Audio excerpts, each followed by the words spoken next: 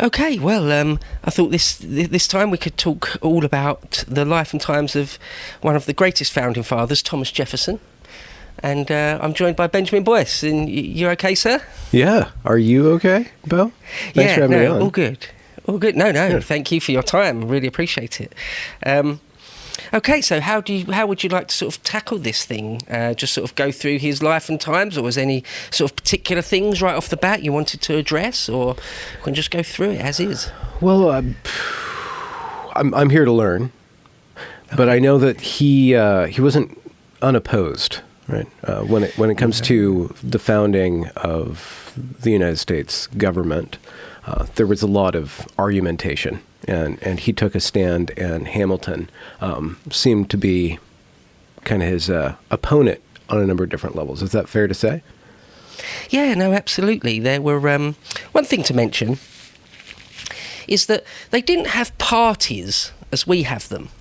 In fact, there's an interesting letter from after Thomas Jefferson lived to be a grand old age into his early 80s. And there's a letter from much later in his life where he laments that the idea of not having parties seems to have fallen apart.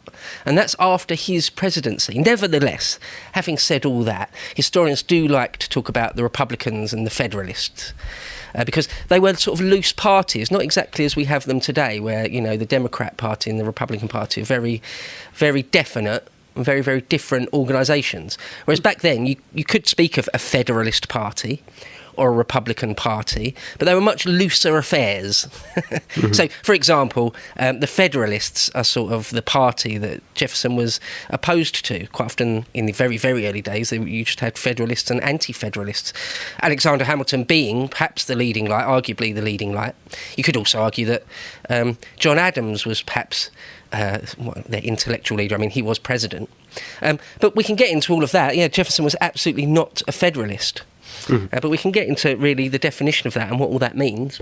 Just very loosely speaking, Federalists were thought of as sort of pro-British. And Jefferson's whole political career was opposed to monarchy and the British. Okay, yeah. Okay, so I just would like to fill out kind of like the ideological, his stance, and then how his life informed that stance to become such a political figure. Yeah. Okay, well, I suppose if we start at the beginning, I mean, Thomas Jefferson, it's a really obvious thing to say out loud, but of course he was a man of his time, born in the 1740s. His earliest memories, his formative years would have been sort of the late 1740s, 1750s, that sort of age. It's really important to take that into account, I think, sometimes. I was listening to a Dan Carlin podcast not too long ago, and he was talking about the men that controlled policy during World War II or in the Cold War. And of course, those guys, what's rolling around in their memory banks? What happened to them as younger men or in their formative years? And of course, you're talking very early 20th century or even very late 19th century guys. So, on that note, one of the things to mention is that not just Thomas Jefferson, a lot of these founding fathers, they would hark back and they would look back to the English Revolution or the English Civil War, the days of Oliver Cromwell. They would look back at those days and for example, to see what happened there and what mistakes were made and all that sort of thing. Mm-hmm. So quite often, sometimes they'll frame things in those terms. Mm-hmm. So it is easy to forget. When was Cromwell, his reign? So, the Civil War is sort of the 1840s, 1640s, the 1640s, but into the 1650s and 60s. Okay, so about 100 years before Jefferson. Yeah, a good while before. That's right. So that's something to mention. He was born to what you might call, I suppose, sort of minor gentry. His father, Peter Jefferson, owned land and slaves and all that sort of thing in Virginia. He's a Virginiaman, first and foremost. That's one of the things to know about Jefferson, is that he was from Virginia and thought of himself very, very strongly as a Virginian, sort of first and foremost. I mentioned this when we did our one on the Revolutionary War, about how before the Revolutionary War, people thought of their country as being the state, that they were from. So, for example, John Adams is very, very famously from Massachusetts. He would consider himself a Massachusettsman, first and foremost. And so there is also that sort of cultural divide between the North and the South.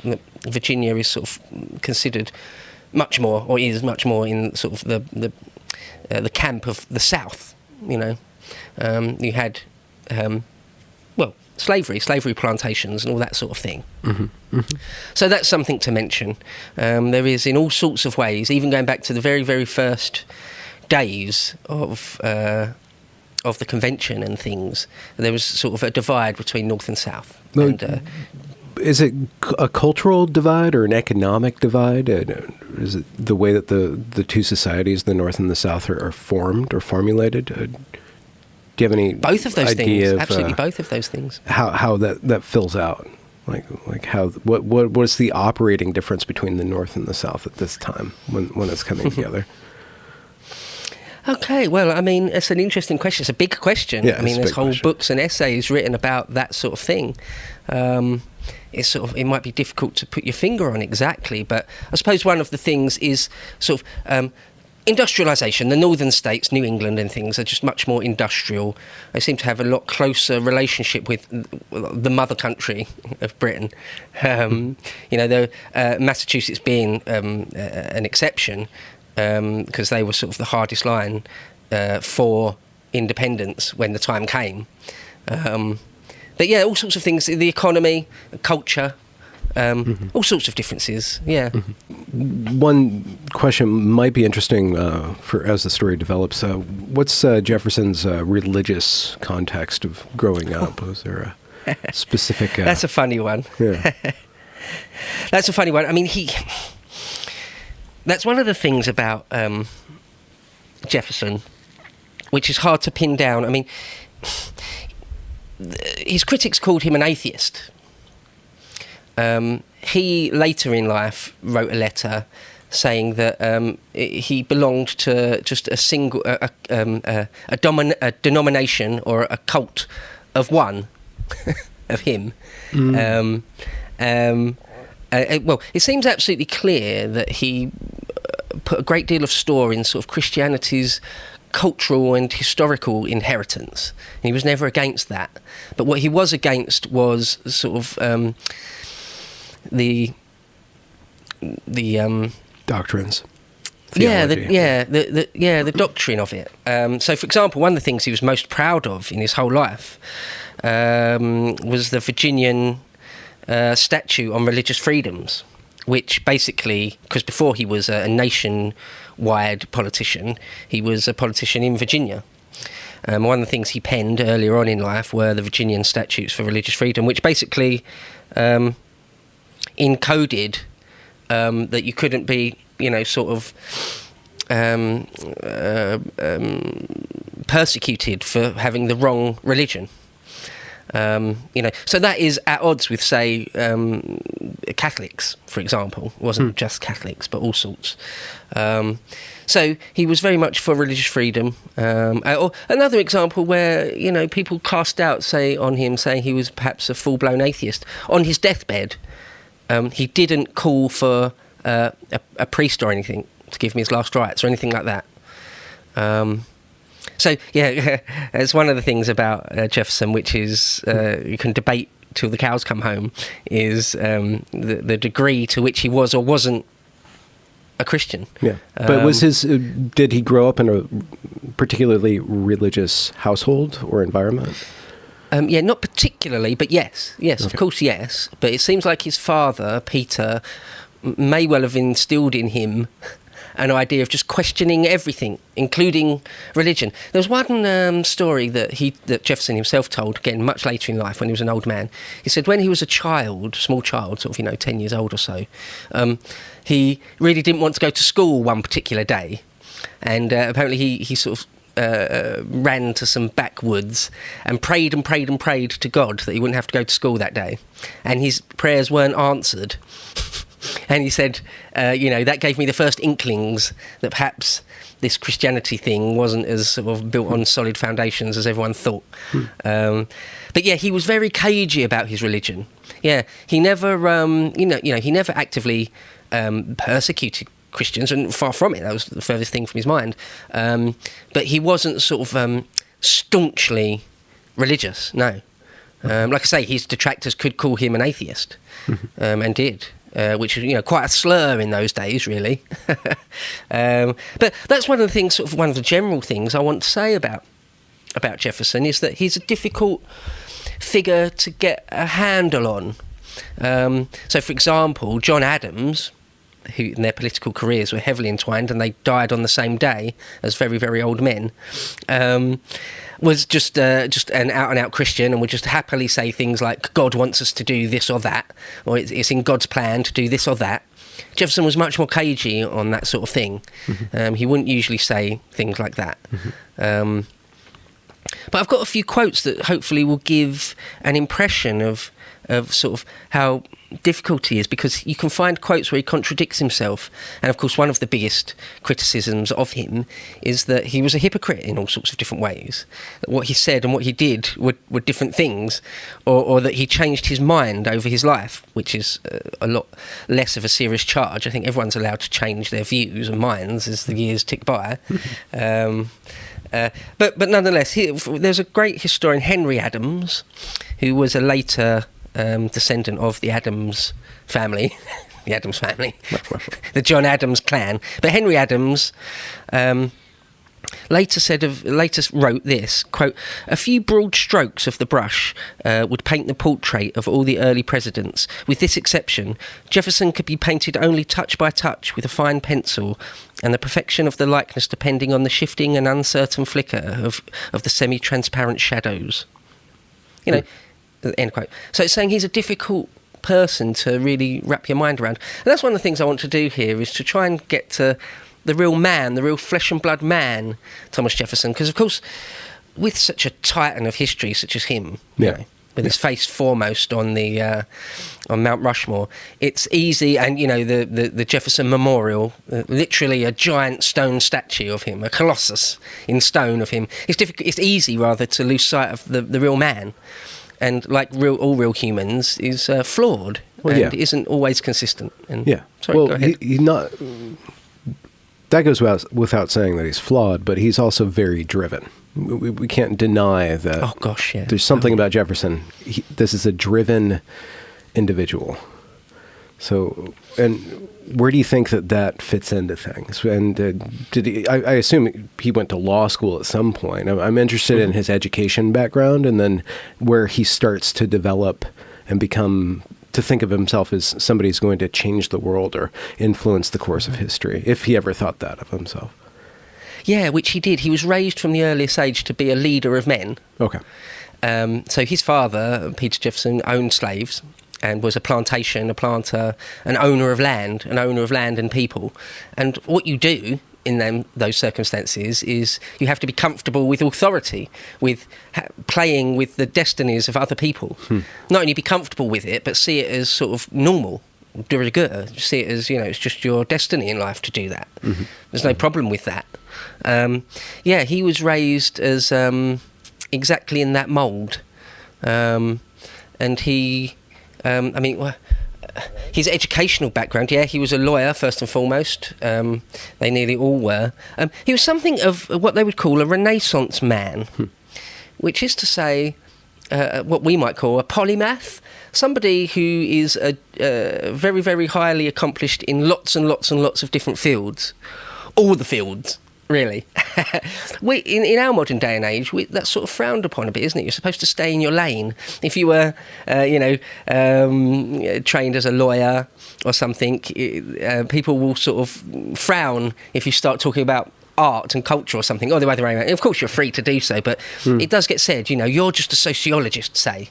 What are you doing talking about psychology or something? Whereas back in those days, it was definitely a very real thing to aim at, to attain, is to be accomplished in lots and lots of different fields. Well, there's one great anecdote where... Oh, sorry, go on.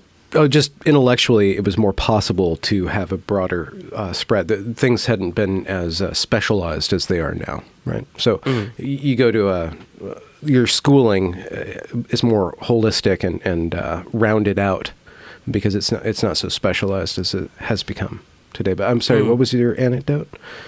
Oh, I was just saying, there's one anecdote where somebody was on the road near Monticello, his home, and he happened across a sort of country squire in an inn, and he said that when he left, he said to the innkeeper, "Oh, that man I was just speaking to is very interesting. When I was talking about engineering and things, he came across to me as a master of engineering, and when we started to talk about theology, he knew everything about that. When I started talking about literature, he was a master of that as well." And they said, "Oh, didn't you know that's the squire? That's Thomas Jefferson. Yeah, that's what he's like." And apparently he was very, very, very personable, very likeable. He never really disagreed with anyone. If he disagreed with you, he'd just be very, very polite about it and sort of change the subject, or give the impression that he agreed with you rather than cause an argument. So that's the sort of person he was. Diplomatic. Sort of very easy to get along with. And a diplomat, yeah. So his education was, of course, sort of first-rate for the time. And you said there he was very driven. Yes, absolutely. He was one of those people that thought that like indolence is the worst thing. To be indolent, to be lazy, to waste your time. That's one of the worst sins you can be guilty of. And of course, we're all guilty of it on some level, aren't we? Procrastination, putting things off till tomorrow. One of the things he said is, never put off till tomorrow what you can do today. I think that encapsulates him in some sorts of ways. There's lots of people throughout history, like, what have you done today? What have you achieved? What have you done in the last 10 minutes, actually? Or why are you wasting your time? He was one of those people. He said one of the best things he could ever instill in his children and grandchildren is to sort of not be indolent. There are some letters from his early life when he was sort of in his 20s, before he really entered the stage of history, where he said, he really beats himself up. Says, I'm sort of terribly indolent today. That was the word that keeps getting used. And so, yeah, that's just, again, in our day and age, it's not really, certainly not frowned upon as hard as that, is it? If you've wasted a day or a week or years of your life even, well, it's up to you, it's your life. It might be a shame, but, don't beat yourself up. Whereas in those days, it's a bit of a cliche, but the Protestant work ethic, do stuff, get stuff done. It's not only wrong-headed, but it's sort of sinful not to be like that. Yeah, he had that in spades. Yeah, no, absolutely. Another quick quote here from Ken Burns, the historian, great historian, Ken Burns. He said of Jefferson that a simple rural crank he was not. He was a very remarkable American 18th century type, an upper-class, classless, inventive, ingenious, scholarly, eccentric country squire. Because some of his detractors these days just say, well, he failed to free the slaves and he didn't emancipate his own slaves upon death. So he's just a bad person. He's just sort of an evil person. He's just sort of a massive hypocrite. There's much, much, much, much more to the man than that. Those things are sort of true, but there's much more to him than that. He railed against slavery very eloquently his whole life. He tried to pass laws, both in the Virginia legislature and on the national level, many, many, many times, sort of 22 times he introduced legislation to try and emancipate the slaves, and he wasn't able to. So it's not as simple as he just failed, or he didn't want to emancipate the slaves. There's more to it than that. Do you know if there has surfaced any perspectives from his slaves about how he was as a master? Oh, yeah, plenty on that, yeah. One thing about the Founding Fathers is they're sort of fully in the light of history, as we say. Lots and lots of letters and things from the time all survive. Yeah, he was a good master.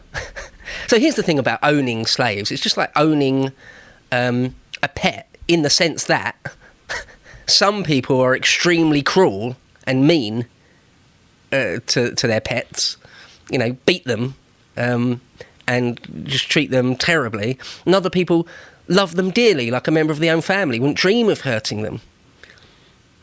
It's just the same. It was exactly the same. They're like human chattel. They're literally your possessions. You own them. Yeah.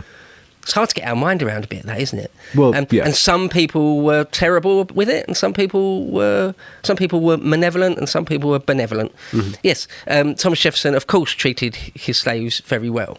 That's one of the things. I was going to save it for sort of the very, very end, but I may as well save it now. As I say it now, is that the controversy that he didn't free them upon his death, because a lot of Virginia plantation owners around that time were freeing their slaves upon their death. But it doesn't necessarily mean it's the best thing for them. Because think about it, they'd have to travel to the north. You can't just free them and then allow them to live in the southern states still, because it was against the law. So you'd emancipate them, but then you'd basically take them off the land that they were born and grew up on and force them to be unemployed in the north somewhere. So you'd not only you'd be robbing them of a lot. And imagine this. Their plight might be better on the plantation. Crazy to say, a lot of people nowadays that want to paint all slavery as just pure 100% evil from top to bottom, they don't want to hear that. They don't like the accounts of freed slaves in the age of Lincoln saying, oh, it was much better when I was a slave. This is horrible. This is much, much, much worse. I'm an indentured slave. I'm a slave. I'm a wage slave now. Mm-hmm. Oh, great. I've gone out of the frying pan into the fire. Yeah, my life was much better before. They don't really want that narrative to ever be heard, but it does seem to be the truth. But anyway, it's a difficult thing. It is one of the things that you can't really square the circle there with what Jefferson did. That is one of the difficult things, because, I'm a fan of his, but there are things that are bad and wrong. But, to judge people by today's standard is an anachronism. That is a terrible thing. Our own standards of our age right now are filled with contradictions too. There's right. Trade-offs going on.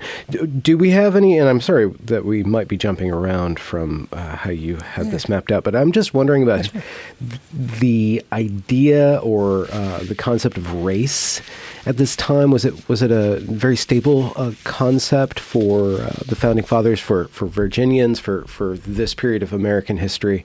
To what degree did that concept or racial consciousness influence or has surfaced in Jefferson's life and then the process that he was involved in historically with the U.S.?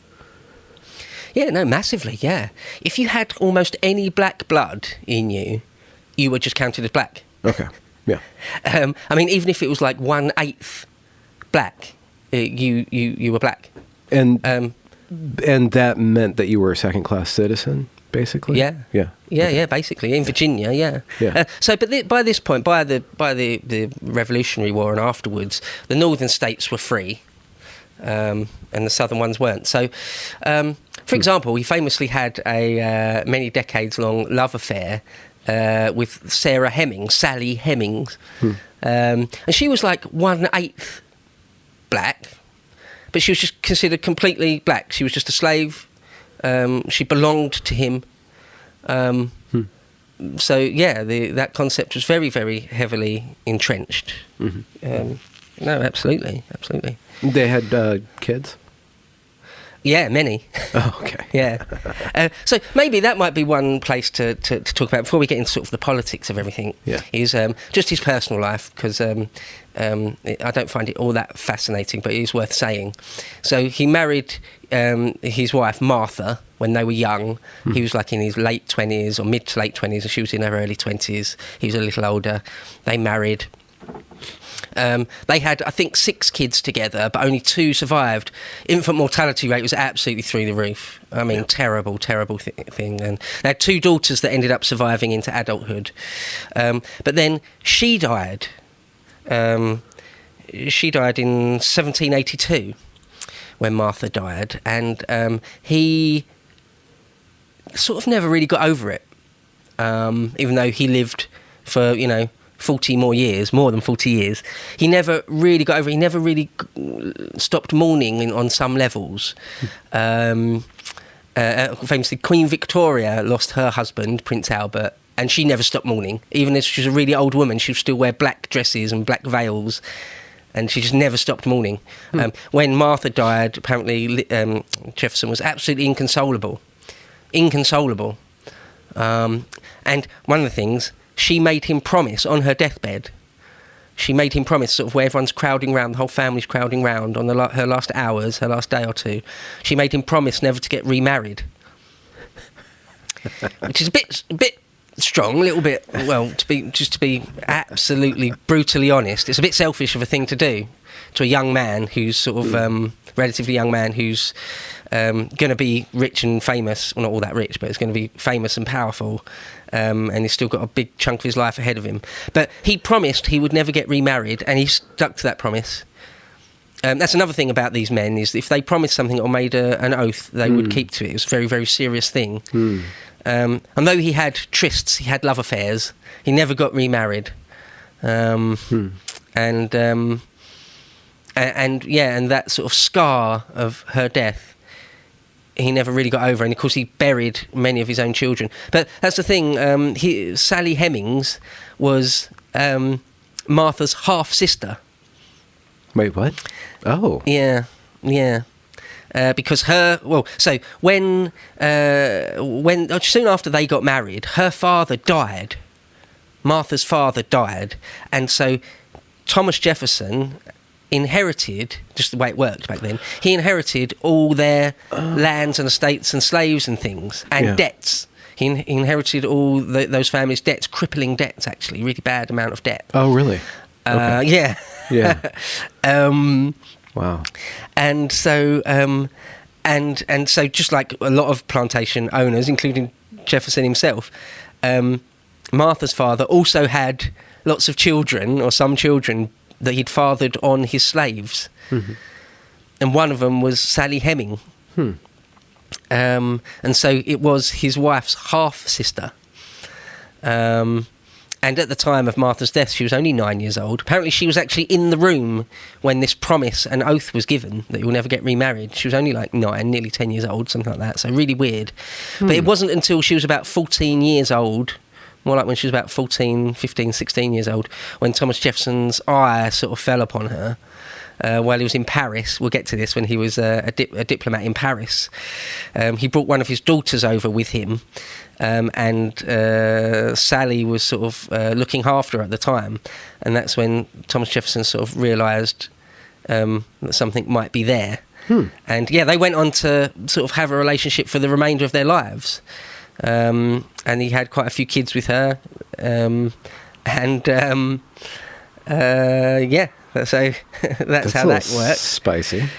And well, maybe we could get into it about how everyone knew that was the case. Like these kids they had together were obviously Jefferson's kids. Sort of at a glance, they looked like him, and they looked like his legitimate kids. But it was just sort of never really spoken of in his presence. And a couple of times when people tried to slur him in the papers for it, when the northern papers tried to slur him for it, he would just sort of literally laugh it off. And not really say anything else.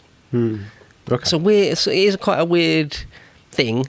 And those kids, of course, they didn't inherit his name, right? No, they had the Hemings kind of name. Bastards. They had no name. They would appear out of this woman and then be named after the woman, and nobody would talk about who sired them. Okay. And apparently they were kept in his household and everything and treated well, but he never treated them the same as he treated his legit grandchildren. He lavished real affection and love on his legitimate grandchildren, and wasn't as warm to his illegitimate grandchildren, but didn't ignore them. So it's a funny thing that. But he's a man of his time, It's very easy to just judge people by our standards and say, why didn't they live up to our standards? Why don't they live by our sets of morality? Well, it doesn't work like that. History doesn't work like that. Again, our own morality isn't. If he was looking at our morality, what would he think, right? So Yeah, just trade no, off. exactly. I mean, imagine if in 500 years' time, just an example, in about 500 years' time, if it was the morality or just sort of the way the world works was that, let's say, like the legalisation of cannabis, let's say, it was thought of, it was just a really weird, evil thing to lock people up for a bit of weed. Oh, okay. It's just morally wrong to have done that. Like, how could those people, everyone that lives in our age now is evil? Because, but, it's much more complicated than that, isn't it? Much more complicated. Loads of people call for the abolition of it. Or in some states, it is essentially legal already. And yet in other states, you'll still go to prison for it. Yeah. Like Obama, why didn't Obama legalise weed? He could have done, but he didn't. What an evil man. What a failure. Well, it doesn't work like that. It's much more complicated. Yeah. So I don't know. Not that the injustice of going to prison for weed is the same as the injustice of slavery. I'm not saying that, but No. Let's in fact, here's a good quote. Yeah, I just have to camera. There's one line here from Jefferson, which I think is an interesting one. He said, "I suppose nothing is more permanent in human nature than indignation by hindsight." I think that's fair, isn't it? It's easy to condemn people in the past, in hindsight, Or idolize them too. It goes the other way around, right? Building huge monuments, carving their faces into mountains, right? Like that's the inverse of backwards facing indignation. Yeah. Oh, absolutely. So when did... Well, while we're talking about slavery, let's sort of get it out of the way a bit. There's a famous line, very famous line, perhaps among his most famous sort of non-Declaration of Independence, Bill of Rights lines. He said of slavery, quote, "The whole commerce between master and slave is a perpetual exercise of the most boisterous passions, the most unremitting despotism on the one part and degrading submissions on the other. Our children see this and learn to imitate it. The parent storms, the child looks on and puts on the same airs in the circle of smaller slaves, and thus nursed, educated and daily exercised in tyranny, cannot but be stamped by it with odious peculiarities. A man must be a prodigy who can retain his manners and morals depraved by such circumstances." End quote. And he called it a sort of a monstrous blot on their culture and society. So he was an abolitionist. He was a full-blown abolitionist. He thought slavery was terrible, despite owning slaves. And there you go. I mean, it's difficult to explain, but there you go. He thought it was a terrible, evil thing, a moral wrong. Yeah. He was absolutely clear about that. Yeah. And, as I say, quite often the armchair historians say, oh, well, he didn't free the slaves. He tried. He tried very, very hard, many, many, many times. In fact, there's, the Jefferson provisos of 1784, where he tried very, very hard to get it outlawed, but Congress wouldn't go along with it. They sort of basically refused. Yeah. There wasn't enough political capital. In fact, there's another parallel with Obama. When they said, just as he got into... when he got into power, someone said to him in an interview, "Are you going to legalise cannabis?" And he said no. And they're like, "Well, why not?" And he said, "Well, it's about political capital. As president, I've got a certain amount of political capital. There's only a certain number of things I can do. It's as simple as that. The numbers in Congress and in the Senate, and the number of years I've got. There's a certain number of things I can do, and you have to be very, very careful with how you spend your political capital. And the legalisation of weed just isn't high enough on the list, I'm afraid." It's again with political capital. Jefferson could have been sort of a staunch, a rabid abolitionist, but then he wouldn't have got very far in politics. He would have been branded as such, and he would never, he wouldn't have got to the very upper echelons. He might not have ever been president. And so, all sorts of old adages about politics is that, things like politics is sort of the art of the possible. Politics is the art of compromise. You can only do certain things. You can't be a starry-eyed dreamer when it comes to politics. There's things that you can get done and things you can't. Jefferson realised, despite trying very, very hard, that he wasn't living in an age where slavery could be abolished on the national level. He just wasn't living in that time yet. As a very old man, again, he would say things like, this is a fight for the next generation or two. I'm an old man now, and I wish them my best. I wish the abolitionists all the luck in the world. I hope they succeed. But I just lived in a time before it was possible. People say, oh, well, that's just a cop-out. What a hypocrite. No, there's more to it than that. Far more to it than that. So he grew up owning slaves and was groomed to be a master of slaves. And yet one of his defining legacies is participating in a rebellion against tyranny or tyranny. He grew up within power structures, and that definitely shaped how he went on to shape the power structures of the early American Republic, correct? Yeah, no, absolutely. Like I say, as a small child, where he was sort of groomed to be, because you're sort of a king in your own estates in those southern plantations. Yeah. You sort of got to do, within reason, exactly as you pleased if you were the head of the household, and so you had to be, as I say, completely at ease with wielding authority, and that you've got that you hold the destinies of other people in the palm of your hand. So yeah, he was groomed for that from the earliest age. And so when it came to when he was sort of an adult, it was sort of a no-brainer that you would sort of go into politics on the sort of state level and then on the national level. Yeah, you know, some people struggle with that. Some politicians struggle with that their whole lives. You know, who am I to sort of wield authority? Some people, it's not a problem at all. It's just come second nature to them. And Jefferson was one of those, for sure. Yeah, apparently in the few times where he was sort of in his own estate and things, when people said no to him, you know, the odd time a slave might say, no, I'm not doing that, he would get angry and, you know, wasn't used to having anyone question his word at all. So he was an absolute monarch within his own domain, and yet he didn't want an absolute monarch in Britain controlling him. Yeah. So what's his path towards resistance to the crown? Let's map that out. Where's the first stirrings of rebellion in his work?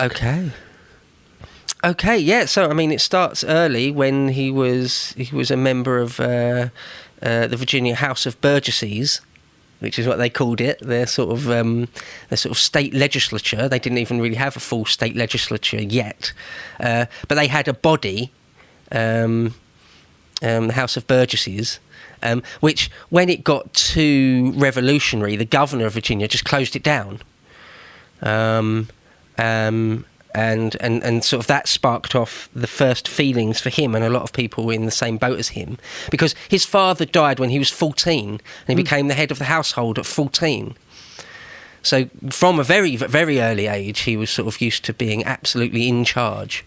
Well, I've got a quote here from an English historian, Alastair Cook, who was famous, dead now, but was famous for his notes from America. Quote, "At the end of the 18th century, the very idea of revolution itself was strange, and there were two sentences written by Thomas Jefferson that were literally world-shaking. The first one was the idea that all men were created equal and have a right to life, liberty, and the pursuit of happiness." Now, there was an awful lot of argument about that phrase, and in the end, most of the men who signed the Declaration sulkily agreed to let happiness stand. But when they went home, they wrote in their state constitutions life, liberty, and the acquisition and protection of property. This was not because they were tycoons. Property was no dowry. It was the very means of life they had to wrench out of the wilderness. This was the stick of dynamite. To secure these rights, Jefferson wrote, governments are instituted among men, deriving their just powers from the consent of the governed. Alastair Cook goes on, well, the idea that if you don't like the way you were governed, you, being the butcher, the baker, the candlestick maker, that you had some right to overthrow the parliament, the king, the tribal chieftain, this was a firebrand. This was to blow up France and the German Republic and Imperial Russia and eventually the whole idea of empire. But I think it's fair to say that Americans take a much simpler view of their revolution as a straightforward heroic break with a tyrannical king and parliament an ocean away. But it was nothing like so simple. The rebellious nation was not a nation, but a string of separate colonies clinging to a coastline. We tend to think of them as the only white inhabitants of the continent. But if in the 1850s you'd gone over the mountains into the interior, you would have come up against the French and the root cause of the War of Independence. Another quick line, again from Alistair Cook, a bit more apropos of what we were just talking about, the very young Jefferson in the House of Burgesses. Again, about sort of this sort of radical network of sort of the committees of correspondence. When did these guys first become radicalised? What was it? Well, it was when Britain started just demanding things of Virginians, demanding they pay certain things, demand they sort of start thinking in certain ways. And they just weren't going to have it. These men were used to, for generations, for being the masters of their own destiny, almost entirely. And when Parliament and the King started trying to sort of clamp down on that, they weren't happy. Here's a quote. Quote, a young country squire living off the 1900 acres his father had left him, a lawyer who distrusted lawyers, who abandoned what he called a talkative and dubious trade, a godly man who yet said, beware of the clergy in politics. See, so he's godly, but he distrusted organised religion. He went into politics when the Troubles were breaking out all over as a member of the Virginia Parliament, the House of Burgesses.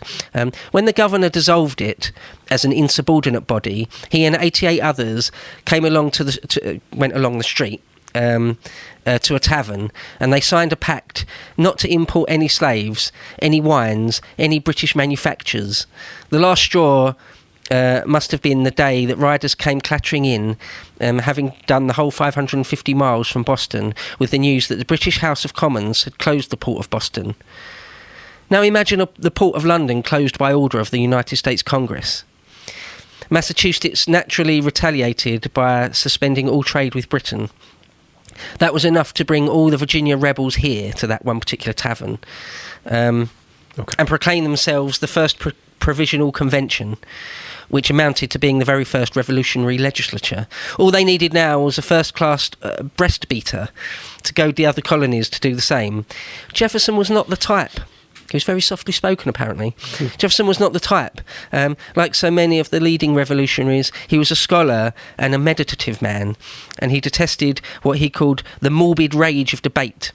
But there was another man who lived by it, Patrick Henry, a Virginiaman, half Scots and half Welsh, a formidable merger in itself, a people's lawyer with a smouldering eye, a querulous voice, and a marvellous gift of the gab. His speeches were soon forgotten, but not his knack for a trumpet phrase. Give me liberty or give me death. That's a famous Patrick Henry line. He lived, by the way, to a ripe old age. Patrick Henry. So that's a good little bit there. I like that. But it sort of gives you a feel for where these men are sort of radicalised by what the Parliament did. There's another way of putting it, I don't think. Yeah. There's this cascade of shifting power, shifting views on power at this time. So you have Britain over there, and you have a lot of people in America, which is not America yet. It's still a colony of Britain, and many of the people in power in the colonies at this time are aligned with the crown. It's not like everybody is against that. And so was Jefferson predisposed to be against Britain or against the crown, or more towards the independent? When did the idea of being its own country come into his mind? And I guess it's a cascade again, but it seems like that becomes the art of the possible. That must have been a startling idea to discover that could be possible, and he was probably on the forefront of that. Yeah, he was absolutely on the forefront as far as Virginians go, perhaps not as much as Patrick Henry. A couple of people, it's a great sort of thing for historians to talk and argue about. It's thought of that John Adams was one of the hardest line. He was one of the very earliest guys to say, we need to create our own militia, and our final end game is full independence. But even that is sort of, in 1775, 1776. So before that, and people like Jefferson weren't too far behind. People like Benjamin Franklin weren't too far behind. So some, for example, the delegation from Massachusetts, i.e. John Adams, were considered the hardest line. The delegation from New York were considered one of the weakest. They were sort of the hardest to convince because they had so much commerce with the old country, and they were likely to be invaded first or among the first if it came to a hot war. So they were the most reticent. And the Virginians, perhaps somewhere in between. But of the Virginians, Jefferson was sort of on board very early with it. Okay. No, absolutely. But that question of when in his mind did he decide is difficult. No one knows for sure exactly. So, for example, I was watching a thing just the other day, listening to an audiobook about Jefferson versus Adams.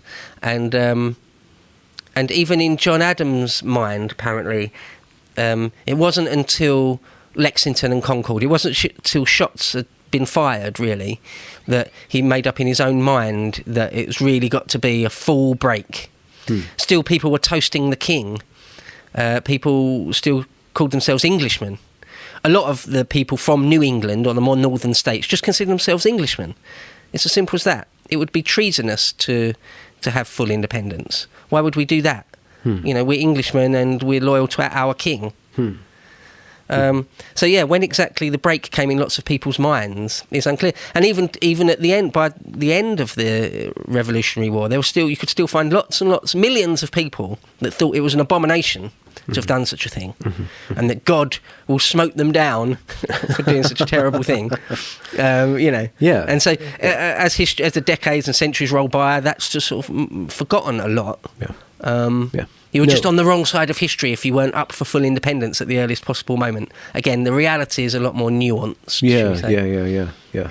And yeah, it would. That's a tremendous break in somebody's understanding of their own identity. To have, if your identity's caught up in your king, and to have that severed, and then to be kind of, you just have to accept this new fate. It's got to be a lot of tensions that have to work out over decades that probably go largely unwritten or unspoken. Something I would say there just about Jefferson and monarchy. He was, though, having said all of that he wasn't as up for it as early as someone like John Adams. He wasn't far behind at all, though. He was a staunch anti-monarchist. He was a great lover of Thomas Paine's writing. When Thomas Paine's sort of Common Sense and things came out, Jefferson loved it. Absolutely loved it. He was a staunch anti-monarchist. He thought that kings and priests were wrong. It was a wrong thing to have. It was just the incorrect form of government. Okay. For example, when he was coming towards the end of his second term as president and effectively the end of his active political career, people have said, "Oh, you're going to go for a third term?" And he said, "No, the precedent that George Washington put in place is good. I shall go by that. The only thing that could possibly sway my mind why I might go for a third term is if it looks like that my successor will be a monarchist." So there you go, in the forefront of his mind, absolutely forefront of his mind, is that a return to monarchy, or monarchy in general, is despicable, really, to him. Okay, but if that's so despicable, I would like to understand, from your point of view, why was that so despicable, and what's the alternative to monarchy? How did they formulate? How did he participate in the process of formulating an alternative to monarchy, a democratic republic, or either more democratic or more republic, depending on what your position is at that time? Yeah, I was going to say, so the alternative is a republic, quite simply, to them. Now, how they decided what type of republic they're going to have, well, that's, you could say, that's a struggle which is still going on to this day. But they took their inspiration from all over the place, from, well, the ancient world, first and foremost. I find it fascinating that quite a lot of architecture in Washington, D.C. is neoclassical. It's very, very deliberately an imitation of Roman or Greco-Roman architecture, the Capitol building, the Jefferson Memorial, all sorts of things. It's a Greek temple, or Roman temple, in all sorts of ways. So they looked back to the republics of antiquity, but not just the ancient ones, all sorts of ones. But every republic that there's ever been, other than your great republic, eventually failed. And all republics have been doomed to failure. And one of the things they had in mind is that if we're going to be a republic, we're going to try and learn from all the mistakes of the past, and anything we can do to put in place to try and avoid all the pitfalls of a normal republic, we'll try and put that in place. But I think I said to you, even in the one about the Revolutionary War, even after you'd won the Revolutionary War and they decided that General Washington, was going to be the chief magistrate, hail to the chief, they still were deciding, are we going to make him a king or not? Should we do that or no? So even by that point, they'd fought a war of it. They were still arguing over it. Of course, it was never really on the table that George Washington would be a king. But I think I said it in that one as well. I said it to Oliver Cromwell after they'd cut off King Charles's head. They'd murdered a king, really. And they said, you're going to be king, though, right, now? And he just laughed. He just scoffed. Of course not. We'll have to think of some other name. I'll be Lord Protector or something.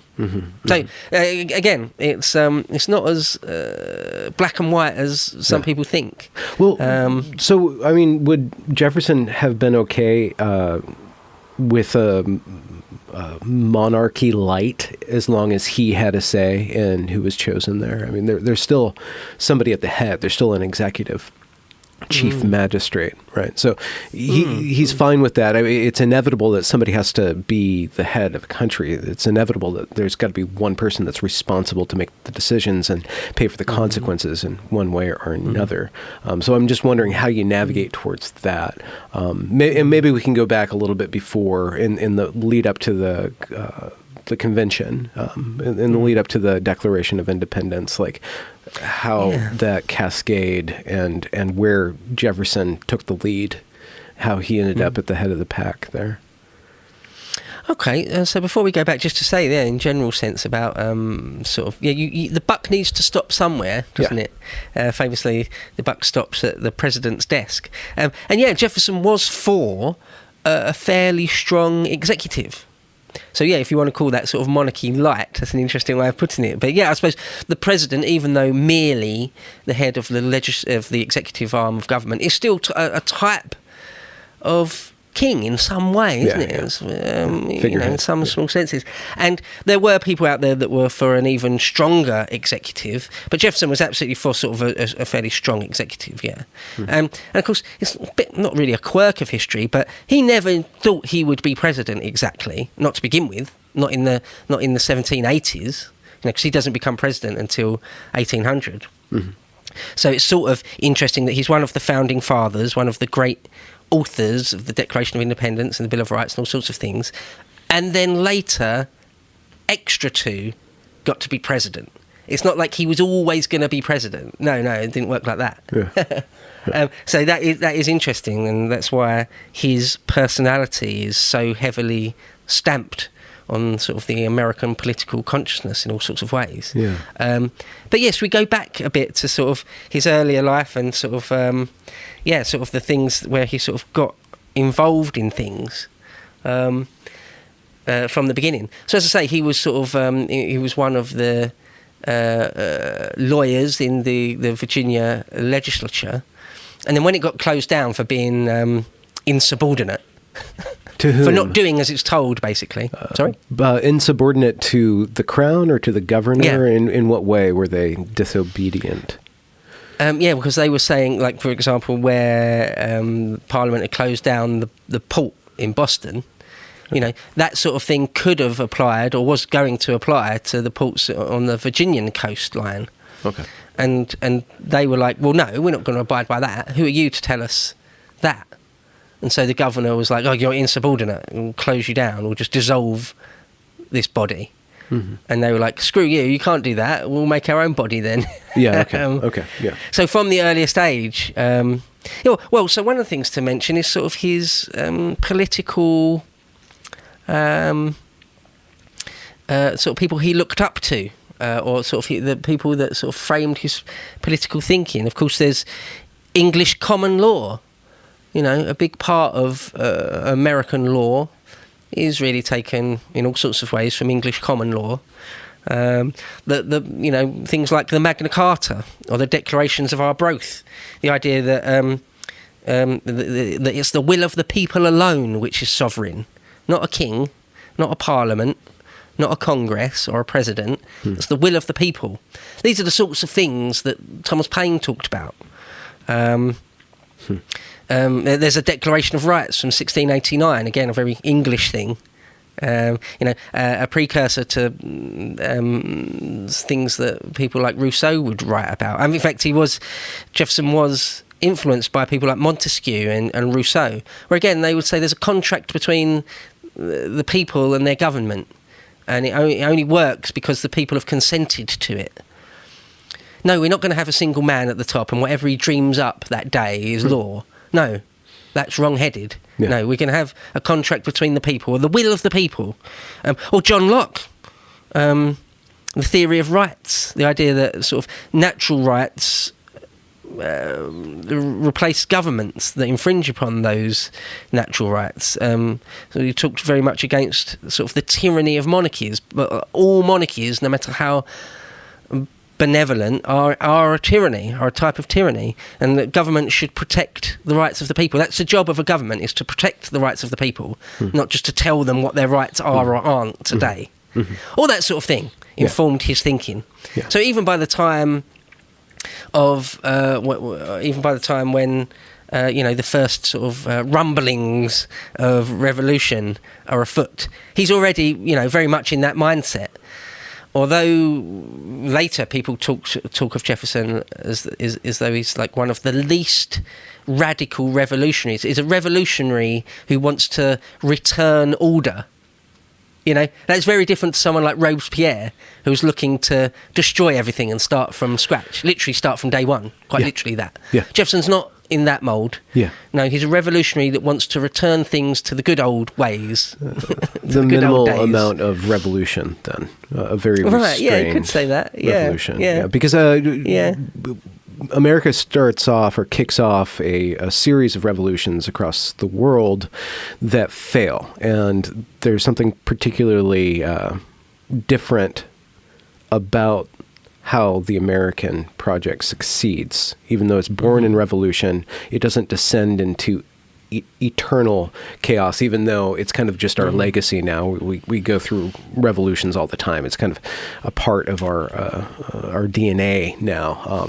We started there, but it's one of the more stable revolutions in the world, in history.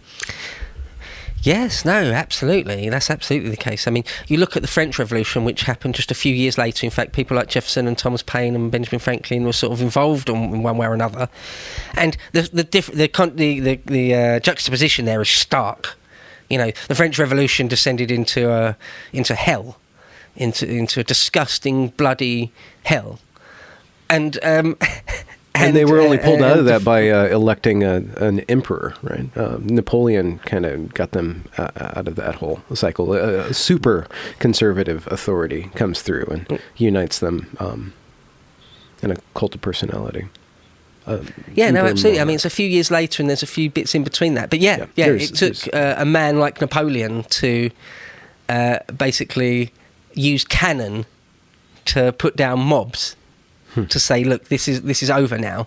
It's sort of a failed experiment in some ways. Yeah. And but there's something about America that we weren't fighting against each other. There's a different sort of class clash as opposed to what was happening in France. And France was the monarchy was in the country. In America, the monarchy was across the sea.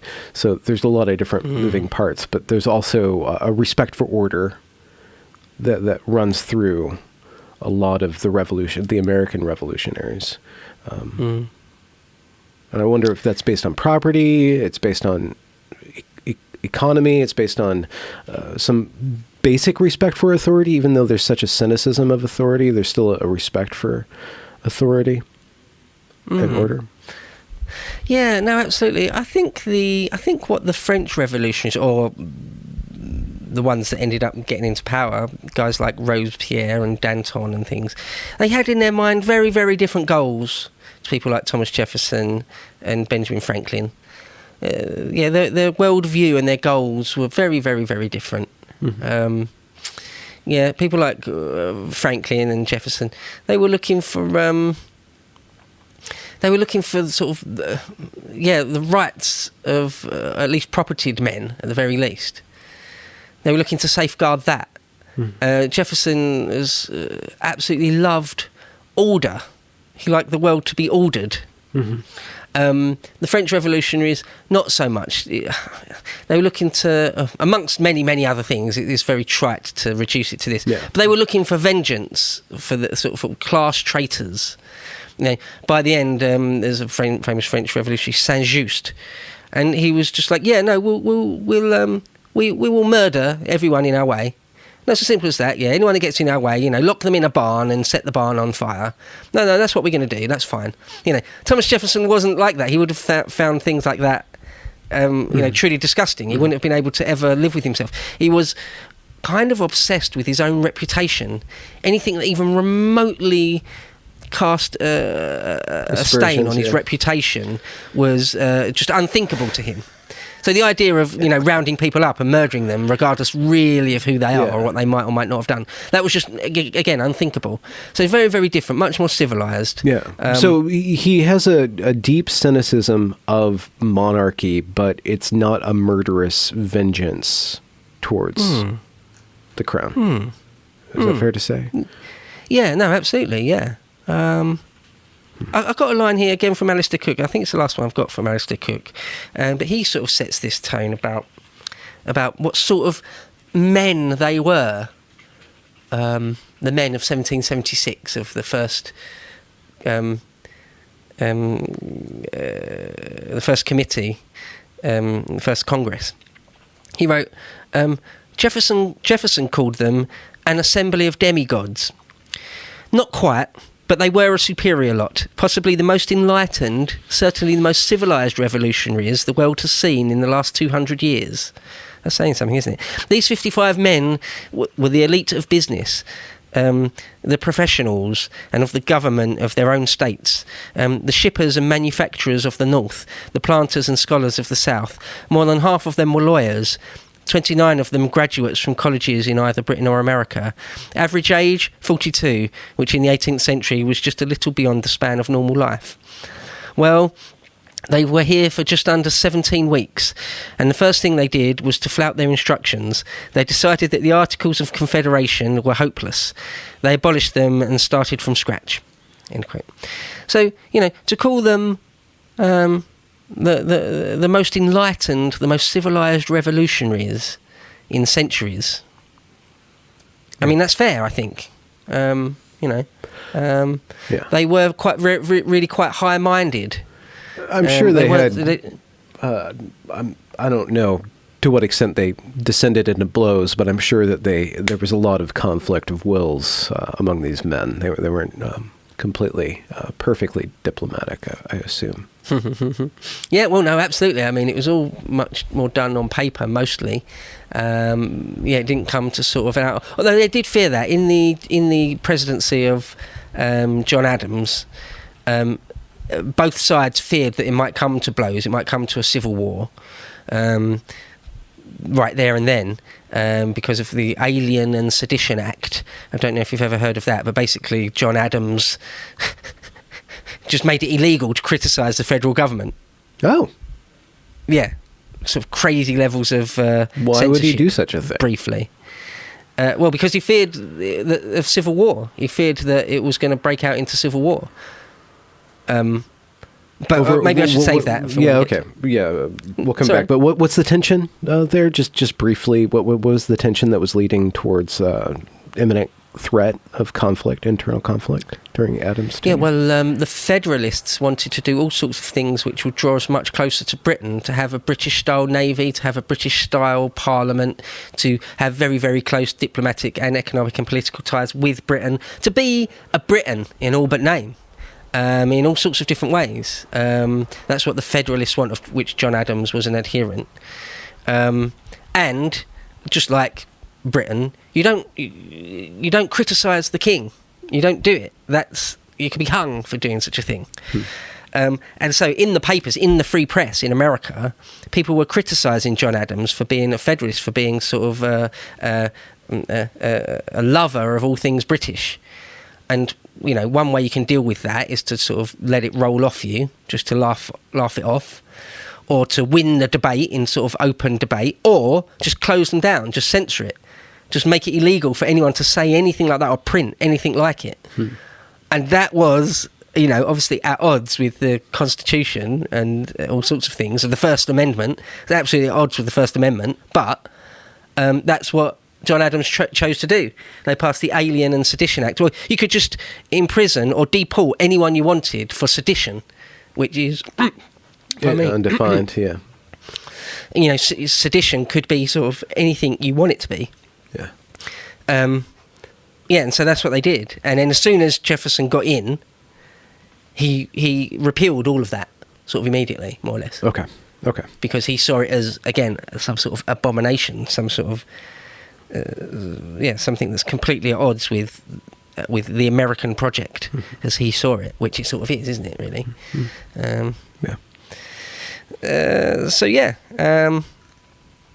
All right. Well, I mean, where do you want to pick up? I suppose we could just pick up from, you know, when he was a governor of Virginia, and so he was a part of that seditious alternative legislature, and him and Patrick Henry began to work tying the colonies together, tying these states together to unify together against Britain economically and warfare-wise. Yeah. But that was a process itself. When did he become governor? Was it during the Revolutionary time? Or? Yeah, so that was later. He was governor later. Okay. He was governor from 1779 to 81. Okay. So that is later. So a quick thing on his career progression. He was just a delegate for Virginia at the Continental Congress. Then after, in 1779, became governor of Virginia. Then there was all sorts of smaller things he did. He was sort of a minister plenipotentiary for negotiating treaties of amity and commerce, just a member of government. But then he became a full-blown minister for France, like a diplomat, America's man in France. And that's a very, very, very senior thing. That's sort of one of the most important positions in government at the time. And then after that, he was vice president. Or after that, he was a secretary of state. And then he was vice president and then president. But we'll get into sort of the ups and downs of that, because that wasn't just a straight line trajectory. There was all sorts of ups and downs and reversals of fortune and all sorts of things. But that's very, very broadly his sort of trajectory. Okay, so when it first looked like the sort of revolution might be in the air, or that people were, it looked like they were really going to sort of try and push back against what they viewed as unfair, unjust acts of Parliament, such as the Stamp Act, or the duties on tea, all that sort of thing. When it first started looking like, you know, people were going to start doing things, certainly in Massachusetts, he'd already, even though he was young, he was only like in his very late 20s or early 30s, 30-odd, he was already considered a great thinker and writer, not an orator. He wasn't thought of as a great speaker. Apparently he wasn't a great speaker. He was very, very softly spoken. But he was already known as, he had a great pen, as they would say. The things he wrote were just very, very persuasive and powerful. Again, just to touch on his education again, he was sort of what you would call a first-class education, classically educated. You know, even as a teenager, you'd be reading, you know, people like Cicero, or like Juvenal, or all sort, just a great first-class education. So you'd be steeped in the classics. And anyway, by the time it came to the point where the first shots were fired, as I say, sort of at Lexington and Concord, the Massachusetts men were like, you know, we need to create a militia right away, an army really. We need to constitute our own army and have Congress pay for it. Jefferson wrote in support of that. Not saying let's be completely independent and have a United States of our own, but he was in support of it. So he was sort of ahead of the curve, if you like, in many ways. Now, that bodes really well for later in life. Those that were ahead of that curve, all those guys go on to be important. They go on to be the presidents and things. People like John Adams and Madison and Jefferson himself. And the people that were against it sort of got sidelined in the coming decades a bit,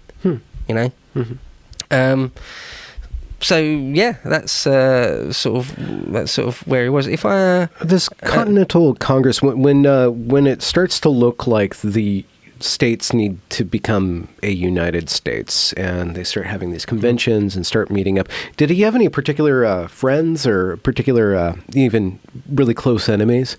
Who did he gravitate towards, and where did he begin to form relationships with other founding fathers? And do we have any insight into his relationship with Hamilton or his relationship with Adams, like the personal friendship or disfriendship, or the close frenemyship that he formed in those age and during that age of coagulation of the states? Like, what are some of the key relationships during that time?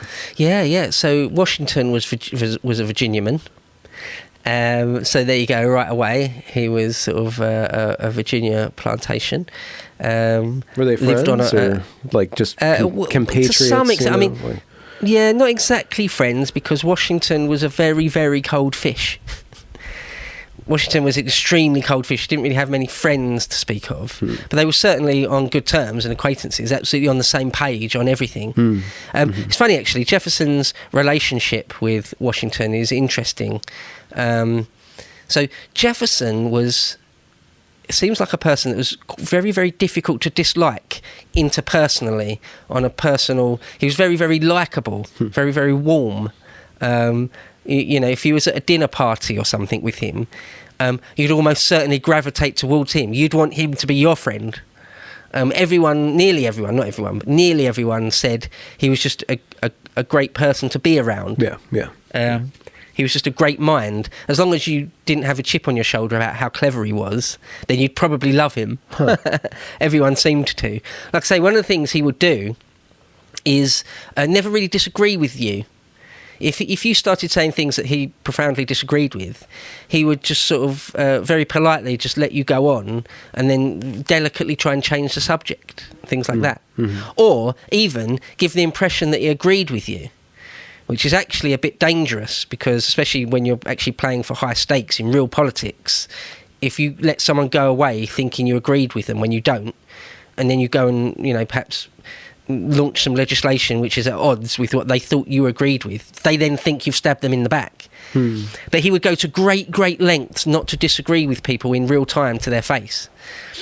And he had to do that a couple of times, or he thought he had to do that a couple of times with Washington.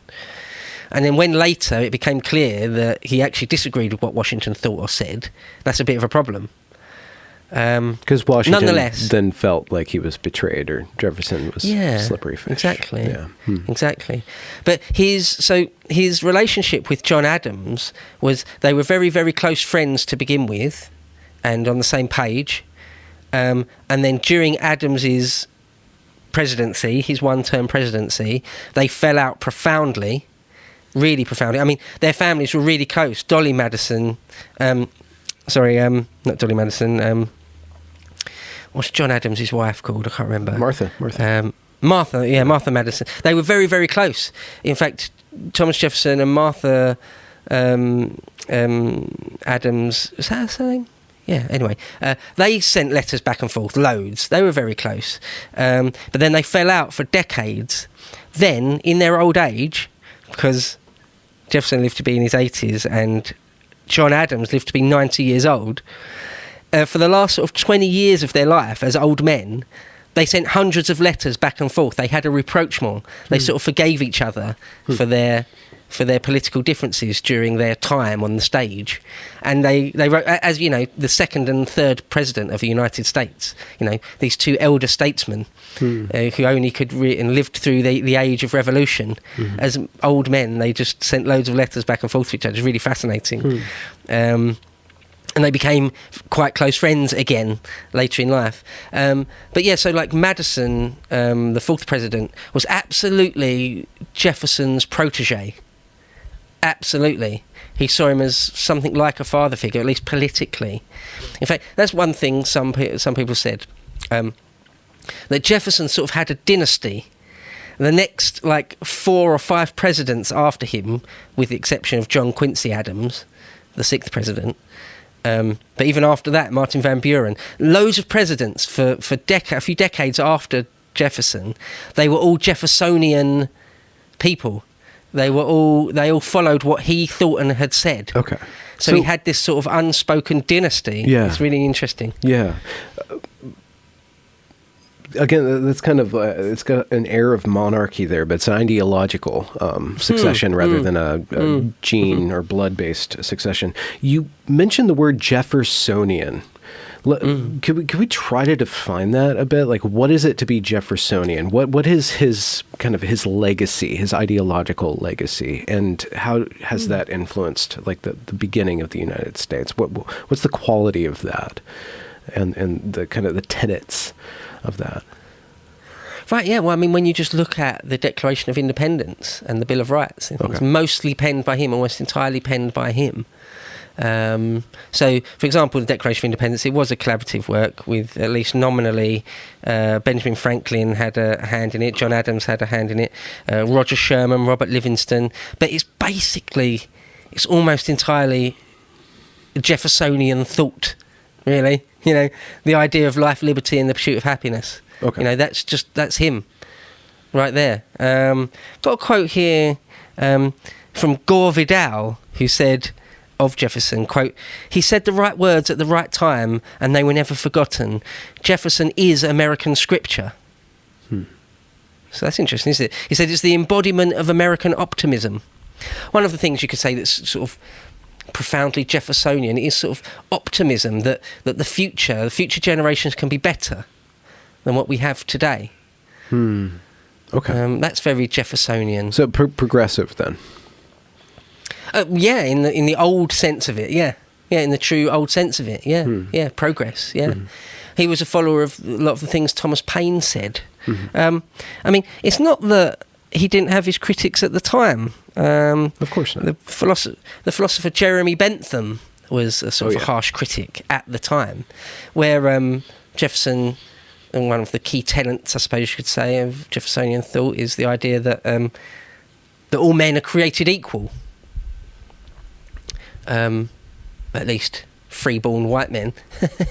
But Jeremy Bentham said, well, come on, think about it for a split second. That's nonsense, isn't it? How can we all be created equal? Don't be silly. Like, you know, we're just not. It's just not the way reality is.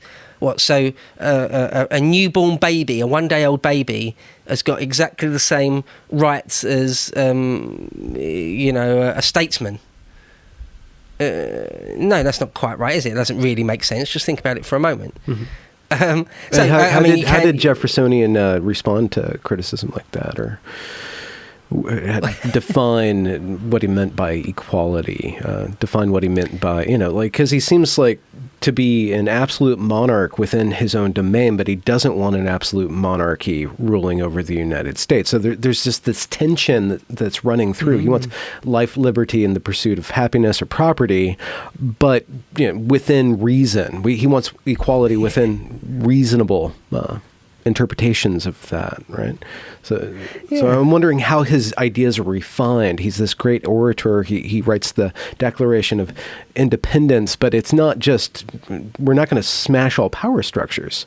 He still believes in hierarchy. He still believes in order and that which makes order function, which would be some sort of authority, right? So I'm just wondering how he develops and then implements that as a president when he ascends to that throne, how he embodies from his point of view, what the proper amount of executive authority is?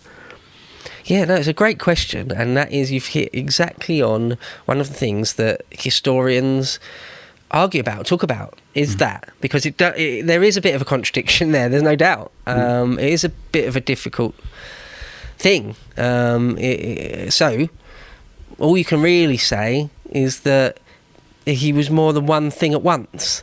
It's a bit of a cop-out, but it does seem to be what the case is. He was very, very pragmatic. Again, politics is the art of the possible. Mm-hmm. So, two things people have said about Jefferson. One is that he's sort of this high-minded philosopher, head in the clouds, a dreamer. He's just a dreamer. Idealist.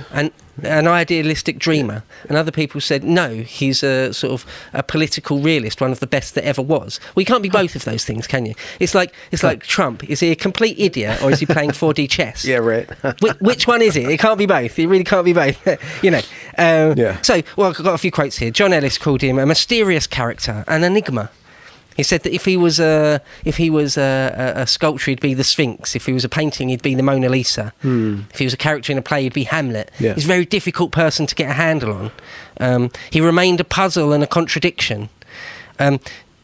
John Adams himself said, Thomas Jefferson was a shadow man. His character was like the great rivers whose bottoms we cannot see and make no noise. And it was just very, very, very pragmatic. One of the things people say that despite being an idealistic dreamer, which he was, no doubt, he also had one of the most successful political careers. If you're interested in looking at just the game of politics, who can achieve power and hold on to it, and who can make their political vision last beyond them, no one was more successful than Jefferson. Yeah, okay. So he is both an idealistic dreamer, a philosopher king type, and a very, very down-to-earth, pragmatic, successful politician. Yeah. He's both those things. Crazy, right? His idealism could have been bullshit then. He could have just been putting it on as a game in order to gain the system, or game the system, right? Maybe. It's totally possible. Not. I think that's an unfair reading, but you can make that argument, and people do. I don't think it's the case. I think... Well, it's not that simple, is it? For example, there's a thing that we don't really do much these days, but was very, very common those days, that you would always say, I'm not interested in power. The last thing I want is to be the president or to be the leader. That's the last thing I want. If it was to be thrust upon me, then I suppose grudgingly I shall do it. We're not that humble anymore, are we? But there was much more like that in those days, and he would say things like that all the time.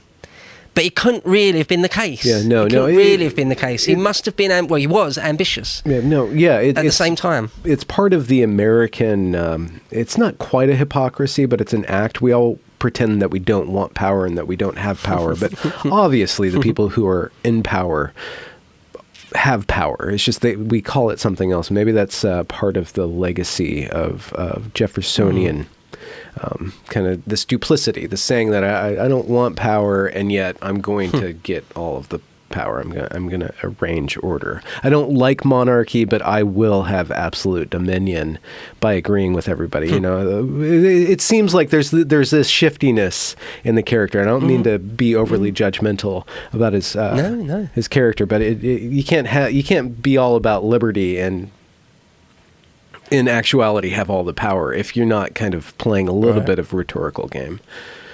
Absolutely right. If you hit the nail on the head, and it's things that's exactly something historians have talked about a lot. Yeah, how could you talk about the will of the people, and that sort of thing, and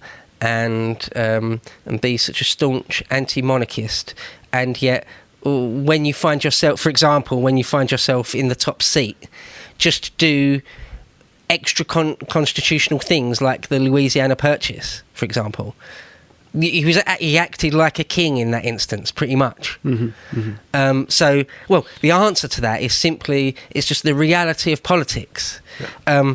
I've got one more sort of great line here. Let me read it. It's from a historian called John Meacham, who did a great biography He wrote, he was a higher-minded philosopher. Oh, no, sorry, he says, sorry, that's just me there. He said, he wrote all about how there's sort of two Jeffersons. Yeah. He said, the likely truth is that these competing Jeffersons were both real. He thought one way in one era and another way in other eras, and sometimes he thought differently, more or less simultaneously, a common human trait, particularly among the cautious and the intellectually active. As a political man, he was able to operate on these sundry levels, yet always return to the arena from the mountaintop to take up governing an imperfect world. Okay. So he realised that, it's all very well to have sort of, like I say, sort of high-minded philosophical thoughts, but when it came to the real reality of governing, there's only certain things you can do. There's some things you can do and some things you can't do. Yeah. And he sort of realised that. Yeah. It was a bit of a walking contradiction. Here's a line... I was going to say a line from... Jefferson himself said, again, much later in life as an old man, he said, what is practicable must often control what is pure theory. Moreover, the habits of the governed determine in a great degree what is practicable. Yeah. I mean, if that's not a pure distilled version of, you can only do certain things in reality, then I don't know what is. And what did you say, that the habits of the governed? Is that the line? Yeah, the habits of the governed determine in a great degree what is practicable. Okay. So in other words, if you don't have the votes, if you don't have the men behind you to get something passed as a law, then it's not going to happen. There's a nod there in the habits of the governed to a traditionalism. So Jefferson is famous for saying that he thought that the Constitution should be rewritten every generation, right? Every 20 years, right? Yeah. But so he's a progressive, but he still has a nod, or he understands the practicality of tradition, right? So he's an anti-monarchist, but he knows that there's practicality demands bold decisions. I'm going to buy up half the continent, extra constitutionally, right? So, no, he absolutely said that about the generation. In fact, again from the book by John Meacham,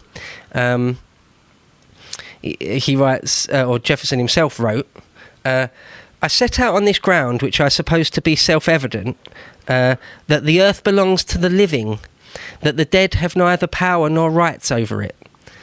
The earth belongs always to the living generation. They may manage it then and what proceeds from it as they please. They are masters too of their own persons and consequently may govern them as they please. Every constitution then and every law naturally expires at the end of 19 years. Which John Meacham said the Jeffersonian definition of a generation.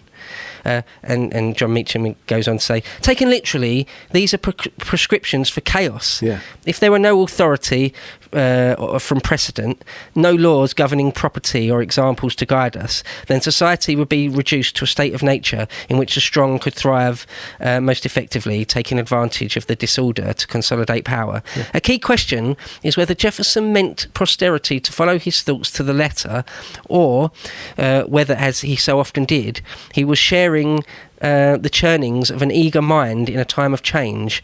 The latter is possibly the most likely. For while he long held the idea of the exaltation of the present rather than the reflective preservation of the past, he did not seriously press for the expiration of all laws at generational intervals. End quote. So yeah, he said again. It's why it's difficult to get a handle on Jefferson sometimes, because he said that, he absolutely said that, but then he didn't exactly mean literally that. Because so he's like this philosopher king type playing around in the ethereal realm of ideas and concepts. Yeah. But when it came to it, he was also a very real, very focused politician that knew what he could and couldn't get done at any given moment. So he's both those things. Yeah. And that's why he's a bit difficult to get a handle on sometimes. And to just reduce him to he's just this great shining hero of the Jefferson Memorial, or he's this evil hypocrite who owned slaves, Trail of Tears. It's more than that. He's two things at once, absolutely, and knew it and was aware of it himself, and people were in the age were aware of it. But that's sort of what humans are like, really, isn't it? Yeah. That's why he's much more of a real flesh and blood person than some of the other figures like George Washington. Yeah, it's funny you bring up The Earth Belongs to the Living, but we're talking about a guy who lived so strongly in his present that he still speaks to ours, right? So he outlasted that. His ideas and his actions outlasted his present. I'm wondering. Oh no, go on.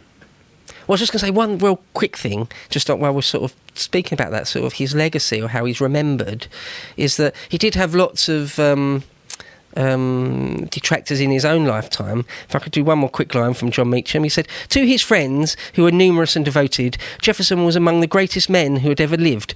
A Renaissance figure who was formidable without seeming overbearing, sparkling without being showy, winning without appearing cloying. Yet to his foes, who were numerous and prolific, Jefferson was an atheist and a fanatic, a demagogue and a dreamer, a womanly francophile who could not be trusted with the government of a great nation." End quote. So, a womanly francophile. Yeah. Because, again, here's a contradiction of a man. He hated sort of showiness and extravagance and not all worldliness, but he hated sort of extreme luxury. But when he went and lived in Paris, he loved it. So there you go. It was like, and again, he was sort of, as I keep saying, sort of very, very softly spoken, apparently. And a bit of a francophile, loved French wine. So to a hard-bitten Massachusetts, New England industrialist, that's a bit effeminate, really. Like being into reading the ancient poetry and loving French wine and things, having a powdered wig when you don't necessarily have to anymore. He was an aristocrat, or he was a man of his time in that way. Oh yeah, no, definitely. Oh, absolutely. Can we concentrate on his key documents? There's the Declaration of Independence, but I'd like to talk about the Constitution and his involvement in writing that document and how he participated in formulating the American paradigm.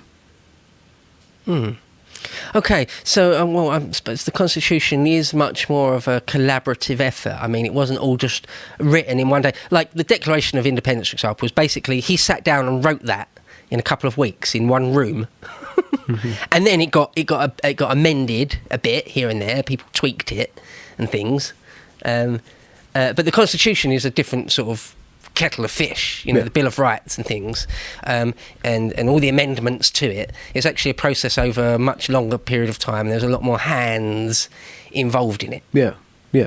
Nevertheless, a lot of it, at least the Bill of Rights, is sort of largely him. And it just sort of, people say things like, what have I heard people say things like, it just sort of flowed out of him. It couldn't have been effortlessly, but it was something like that. He was asked... The Declaration or the Bill of Rights? Well, both. Nearly everything he wrote seemed to sort of just spill out of him without too much effort. It's just, he would put down whatever he thought, and people went for it. People loved it. So the Constitution, isn't just one document, is it? It's all sorts of things. So many came from him, many didn't. But it's much more of a nebulous thing than compared to the Declaration of Independence. But however, a lot of it, especially the earlier ones, sort of came from the pen of Jefferson, and it seems like he would just he picked and chose the things he wanted to draw upon, and it just seemed to come out of him. Like people, even at the time, was sort of inexplicable. Well, not inexplicable. It's not really the right word. But for example, one thing that springs to mind, one analogy springs to mind. When Mozart would write music, when he would write down the notation, it was sort of flawless first time. And other composers, Salieri, for example, a contemporary of Mozart, couldn't believe how that was possible. No one does that. That's superhuman. No one just writes music first time and it's perfect and you don't need to amend it. People just couldn't believe the genius of Mozart. It was like that with Jefferson and his political writings. They would say, pen us something about this or other, something or other. And he would come back with just a finished thing that everyone was like, wow, this is the best version of that ever put to paper. And he would be like, well, that's just what I think. Take it or leave it. That's just what I've done. Yeah. It was like that. He was something like a prodigy, a genius. Most people... whenever they spent any amount of time with him, again, if you didn't have a chip on your shoulder about what a fantastic human being he was, everyone would just agree, well, there goes a genius. Well, there goes one of the leading minds of our time, or any time. Like, just unquestionably. It just goes without saying. And even his detractors, he had quite a few sort of enemies for whatever reason. And if he got to spend a bit of time with them, he'd nearly always win them over. Nearly always, not always, of course. So yeah, it just seems that it's difficult. It is difficult to put your finger on exactly what that is, or where that came from, or how that's possible. Yeah, so I suppose that's all I can really say about that. So this man, Jefferson, very influential in the middle of his life, in his 40s, right? He's writing these documents. He's having a tremendous amount of effect on the world, on the formation of the United States of America. And then he also, he ascends to the throne eventually, so to speak.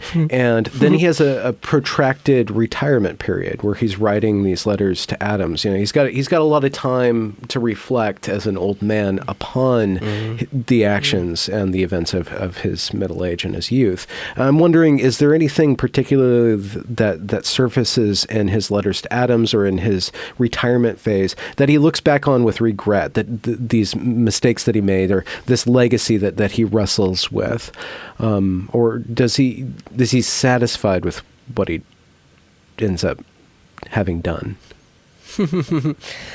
Well, yes and no, I suppose. It's, again, a difficult thing because he's more than one thing at once. But yeah, he absolutely had some regrets. Yeah, he didn't think he was perfect by any means.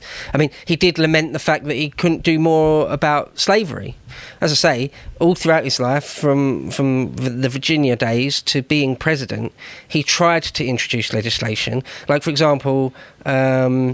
I think it was when he was president, or maybe when he was vice president, they tried to do something. He wrote a treatise on it, and Congress, when he presented it to Congress, they just immediately cut out like a quarter of it, said, you're not going to get to say that on the floor of the House, you can't say that. And then certain states in the South just said, well, you know, that's all very nice and high-minded, but you'll never get our vote for that. Never. You know, we'll secede and go to war. They were saying that back then, you know, generations before Lincoln. So, yeah, he regretted that he wasn't able to ever sort of win that debate, win that sort of clash of wills. He sort of knew he was living in an age when it just wasn't really, it wasn't on the cards, for want of a better expression. Yeah. It just wasn't going to be possible. And so, yeah, he certainly had some regrets. What other sort of were the big ones? He wanted to do more he broke up sort of any idea of having a centralised bank, because that's what Alexander Hamilton and John Adams were sort of angling towards.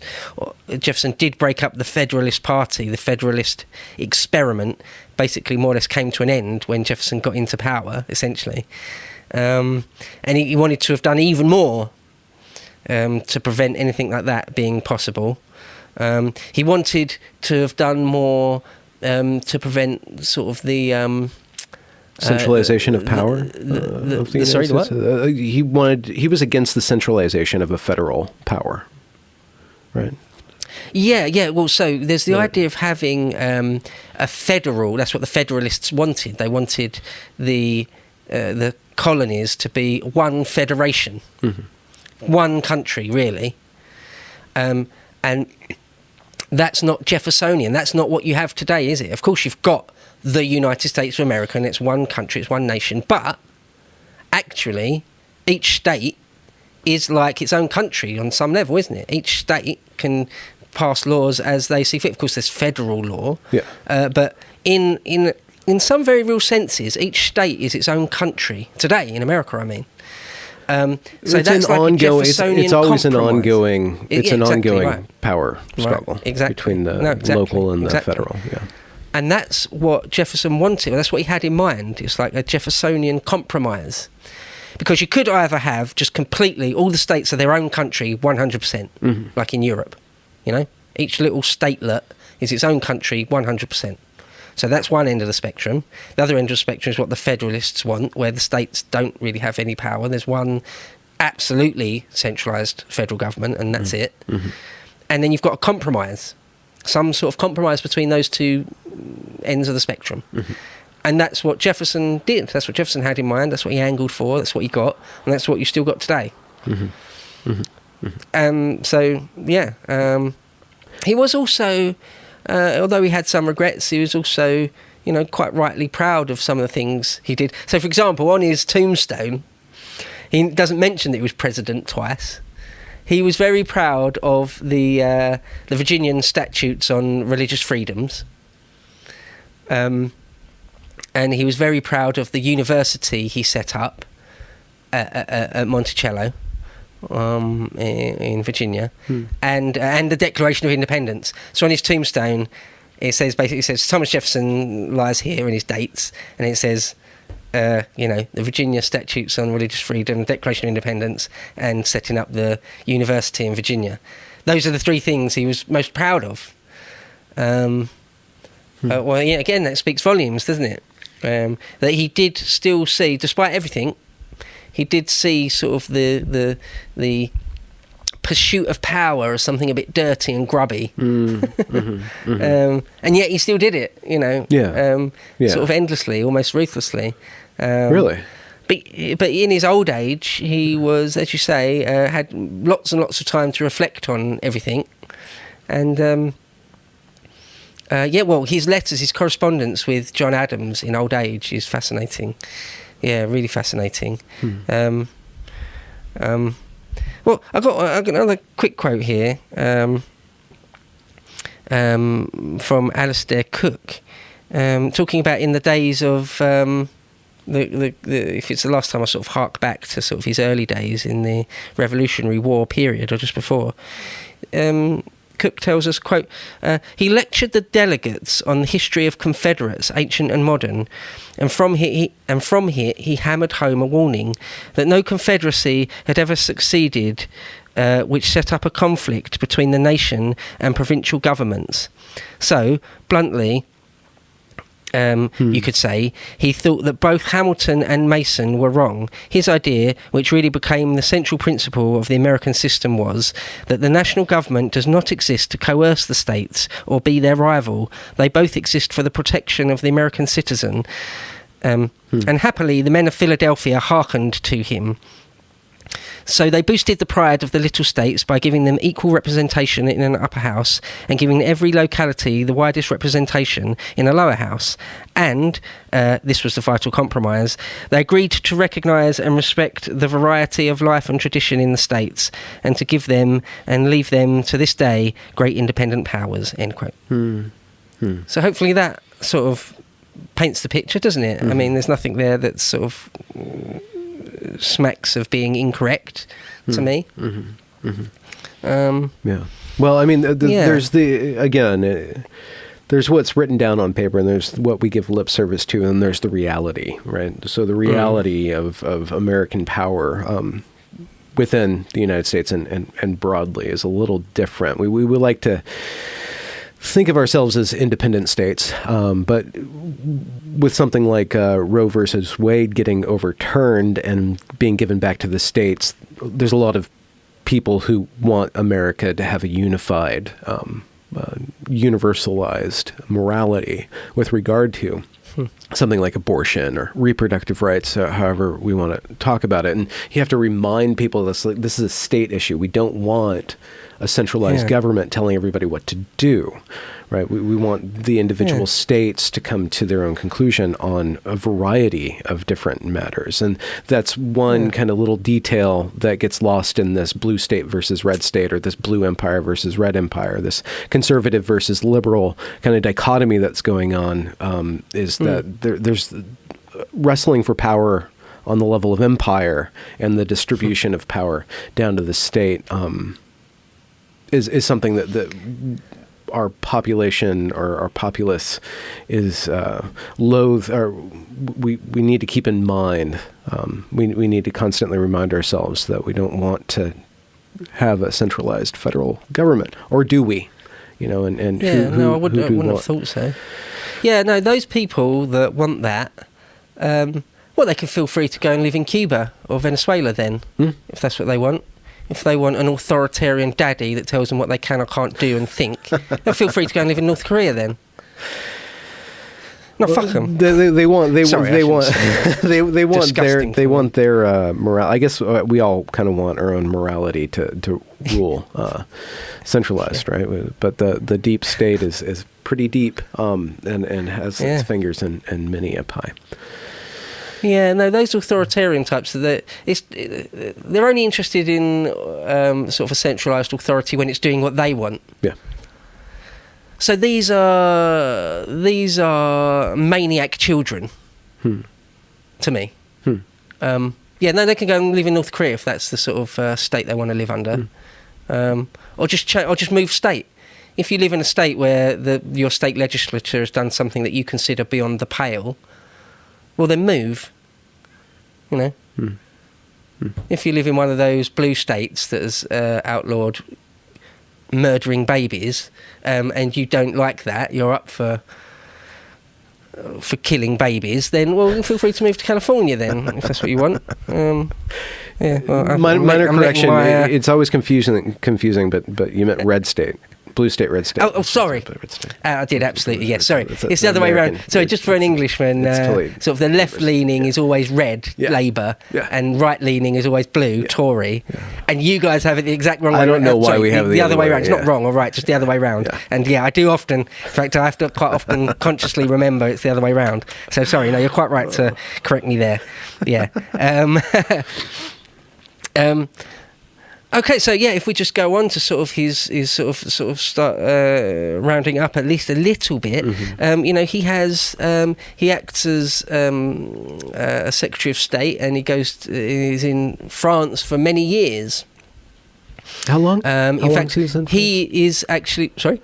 How long is he in France? I think 4 years. Is he over there?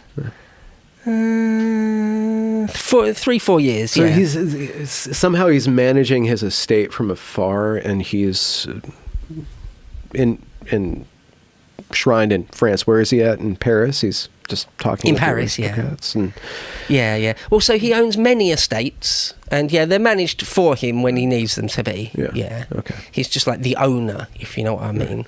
They can be managed for him. He doesn't have to be managing his estates himself in real time. And what years is he in France? Because there's this whole bloody revolution going on right about this time, right? Yeah. And how safe is he from the violence that's about to happen or underway? Yeah. So he's there from 85 to 89. Okay. Oh, okay. And in fact, he leaves France just as it really, pretty much as it all kicks off. Yeah. Not when all the guillotining starts, 'cause that's not for another year and a bit. Yeah. But when it all starts going pear-shaped, when the tennis court oath and the king is sort of effectively deposed, he sort of leaves France at about that time, pretty much bang on that time, in sort of late 1793. Do you know 1789? Sorry. His involvement in getting the revolution underway. I'm sure he is kind of a paragon of, in France. In France, he's a paragon of the revolutionary. But I wonder how did he shape, influence, or disagree with the way that it was going to be headed before he left? Because he leaves France in 89. The French Revolution starts in 1790, right about then. Well, 89, at the same time. So within months of him leaving, it all kicks off, So what's his involvement in that? So it's an interesting one. let's talk about some parallels with Thomas Paine, because Thomas Paine was over there at the same time. Now, when Jefferson left because he had to, because he was sort of recalled. If he hadn't been recalled, would he have stayed? I don't know. I'm not sure. By whom? But Thomas Paine, who recalled him? By the government, by Thomas Jefferson, by. Was it Washington? Washington. Okay. Yeah. He's recalled by Washington. Now, Thomas Paine stayed for as long as he could. Thomas Paine stayed there until people started getting killed. And then he left for fear for his own safety.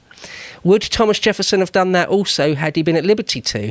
Don't know, not sure. Maybe, maybe not. Huh. But his relationship to it was pretty lukewarm. Like Thomas, like Burke. He could sort of see that the French Revolution was a very different beast. He could sort of see into the future that this may well get bloody very quickly, that it's not the same thing as the American Revolution, that although a lot of the same words were being used and drawing upon people like Rousseau, for example, and the social contract and that sort of thing, it was a very different beast. It was sort of obvious to Jefferson that this thing could go very spectacularly wrong. This wasn't just sort of very high-minded, philosophical landowners and lawyers. This was sort of it looked like it could turn murderous right away.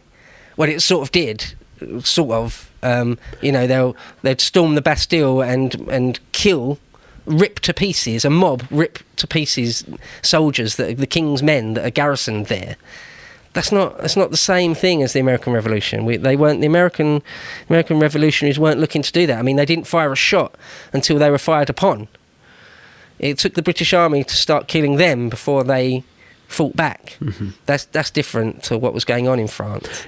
So whilst Jefferson was, ideologically, politically, you could argue, completely on their side, 100% on their side, he hated monarchies, hated them. He was also wary and suspicious of their project, of what they were doing. Yeah.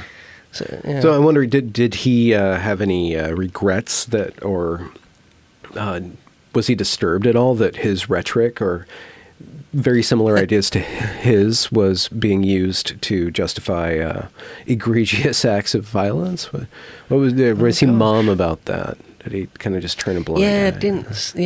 I've not seen him talk a great deal about that. I can imagine it would have been to his chagrin to see it happen, but I don't know a great deal about it. I don't think he spoke a fantastic amount about that, but I do know that obviously it was terribly, terribly disappointing to see how it played out in France. And of course he didn't die until 1826 or something, so he saw the whole Napoleonic era play out as well. 1826 he died, so he would have seen the entire Napoleonic project play out as well, which is a complete sellout of the French Revolution. Complete sellout, in my opinion anyway. Well, making himself an emperor. It's a king multiplied, right? They beheaded a king, and then emperor comes in the wake, the power vacuum. It's just fascinating because the revolution in France leads to a power vacuum. Well, it leads to absolute madness. A bunch of people vying for power, a bunch of people who are just openly on board with slaughtering anybody in their way, the Jacobins, among groups that are thinking that way.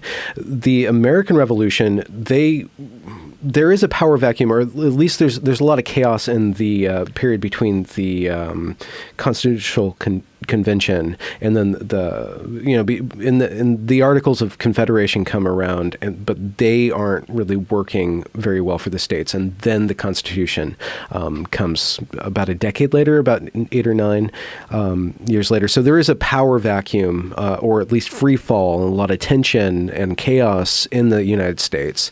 It doesn't descend as far as the French Revolution, but there is a power vacuum. And I'm wondering, how does Jefferson and his cohort navigate that power vacuum and reinstitute order, and how does he go through that period of change himself? And I guess he's kind of abroad, partially during that time.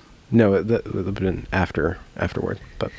Yeah, no, so Jefferson was in France when they were doing a lot of the work. In fact, he's spoken of as sort of a glaring, one of the most glaring absentees. Yeah, okay. Huh. He was in France. And in fact, when he came back whilst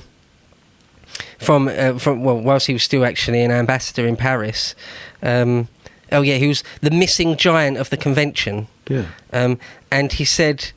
when they came to a conclusion that they were going to be a republic after they declared independence, they were going to be a republic. Apparently, an old lady asked Benjamin Franklin when he came out, because all the Congress was held in private without even minutes being taken. When they came out, she said to Benjamin Franklin, like, "Sir, do we have a monarchy or a republic?" And he's supposed to have said, "A republic, madam, if you can keep it." Yeah.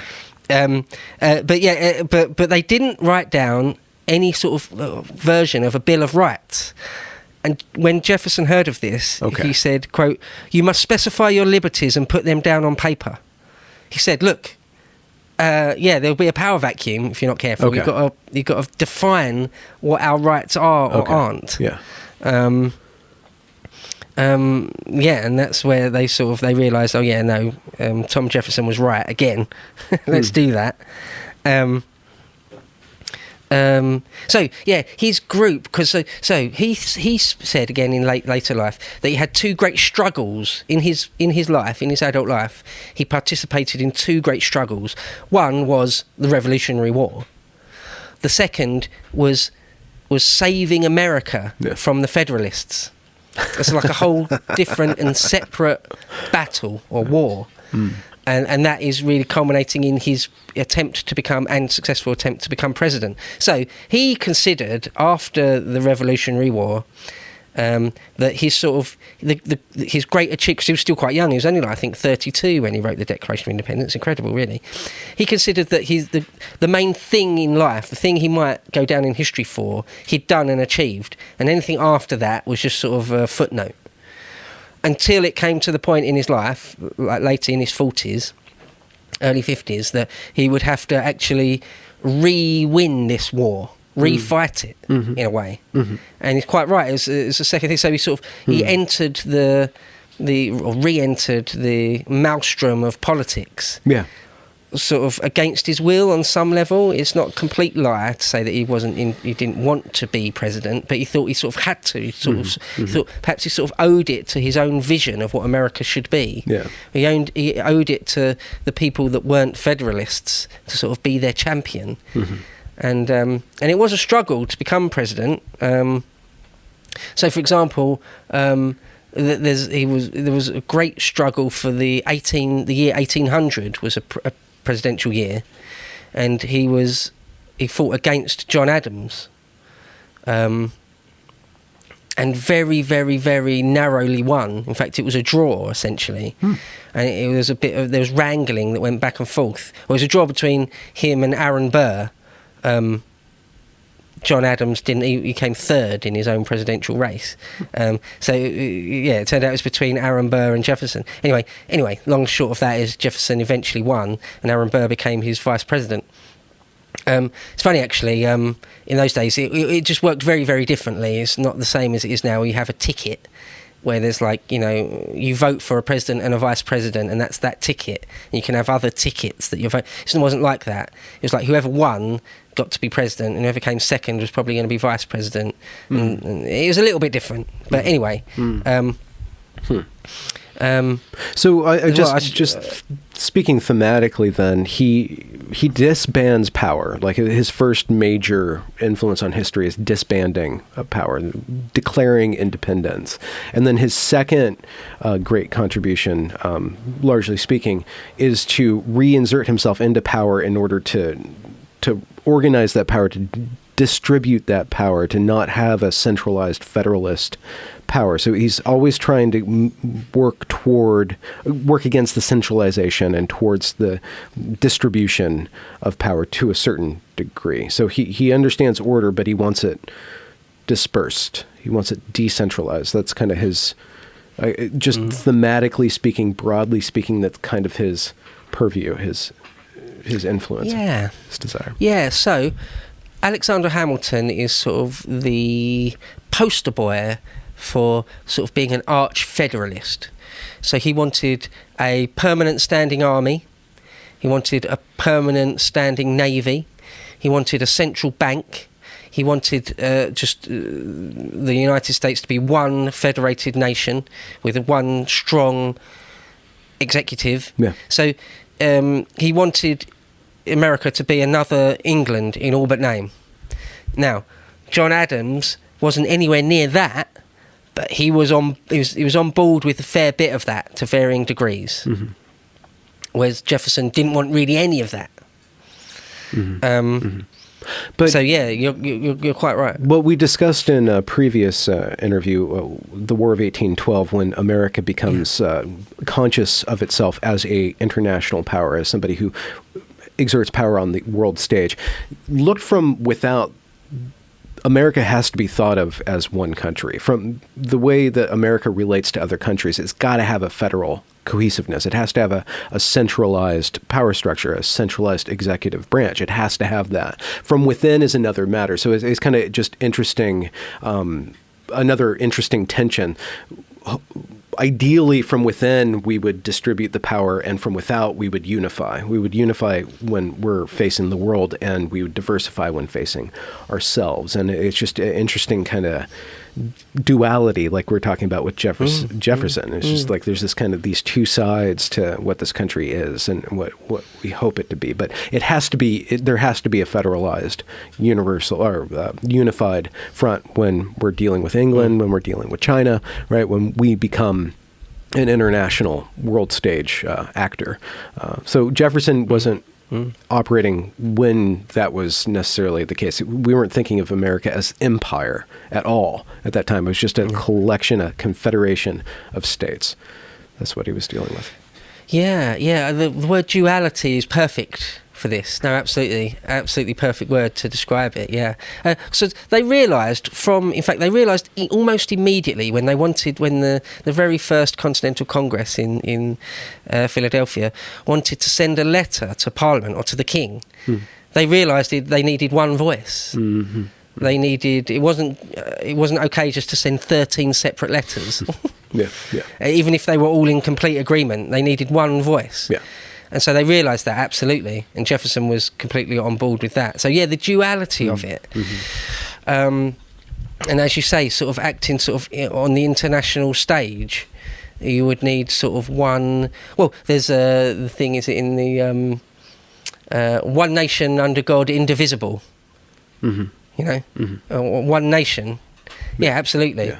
But also, and at the same time, the states can have their own laws and their own... Because each state has got its own legislative body, hasn't it? It's got its own Senate and its own little judiciary. Every county, every... little, a lot of them bigger than England. But, so again, sort of the word duality is perfect to describe these things. There's sort of two things going on at once that sort of complement each other and contradict each other a bit, all at once. Yeah. It's an incredible tightrope to be walking. A fantastic one, I think.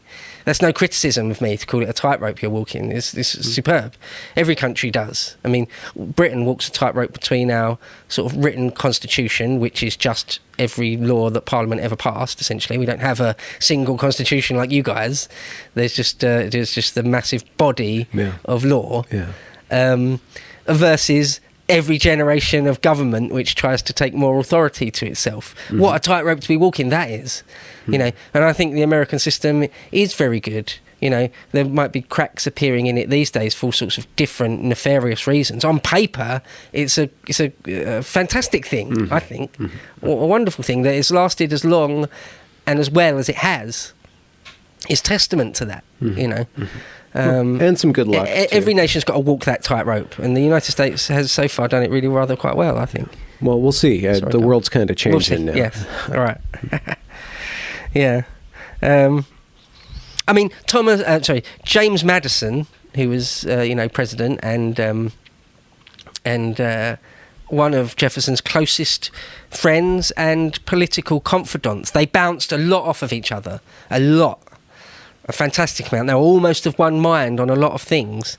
In fact, it fell to James Madison to sort of correct Jefferson's sort of raw thoughts. Sometimes Jefferson would come out with sort of just a raw thought, and it'll be James Madison that said, actually, that doesn't really make sense, does it? And Jefferson would go away and think about it.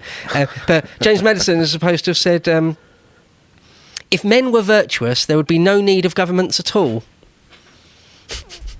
Which I think is sort of an interesting line, and it sort of sums up the sort of the fundamental problems of government, what a government is, what it should be, what its job is, what its role is, or isn't.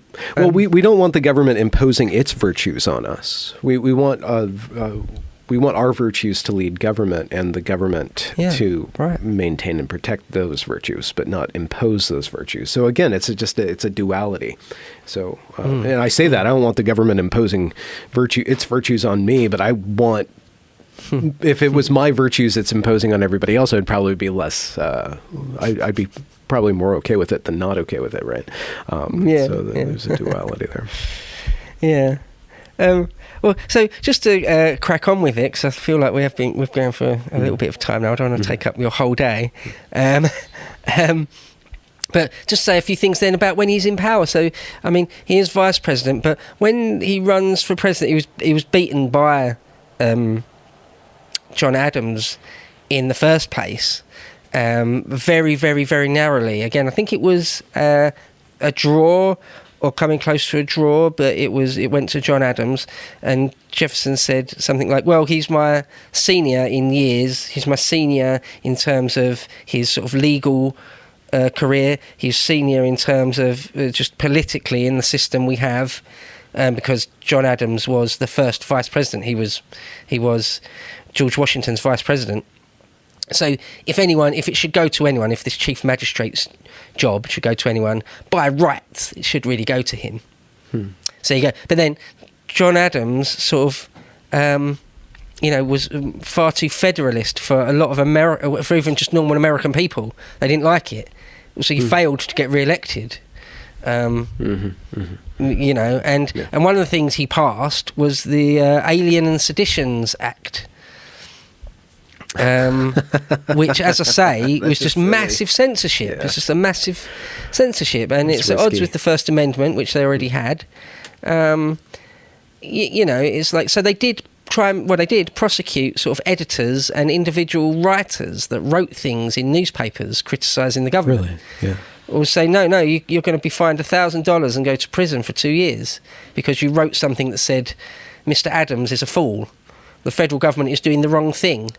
That's unimaginable. Right, $1,000, 2 years in. It's like what a show of weakness. On Adams' part, or his administration's at least, whoever came up with that idea. Yeah, it definitely seems like that to us, and it is. I'm not saying it isn't, but I think in John Adams' mind, because he wrote about it. Again, lived for decades after this, had many years to dwell on it.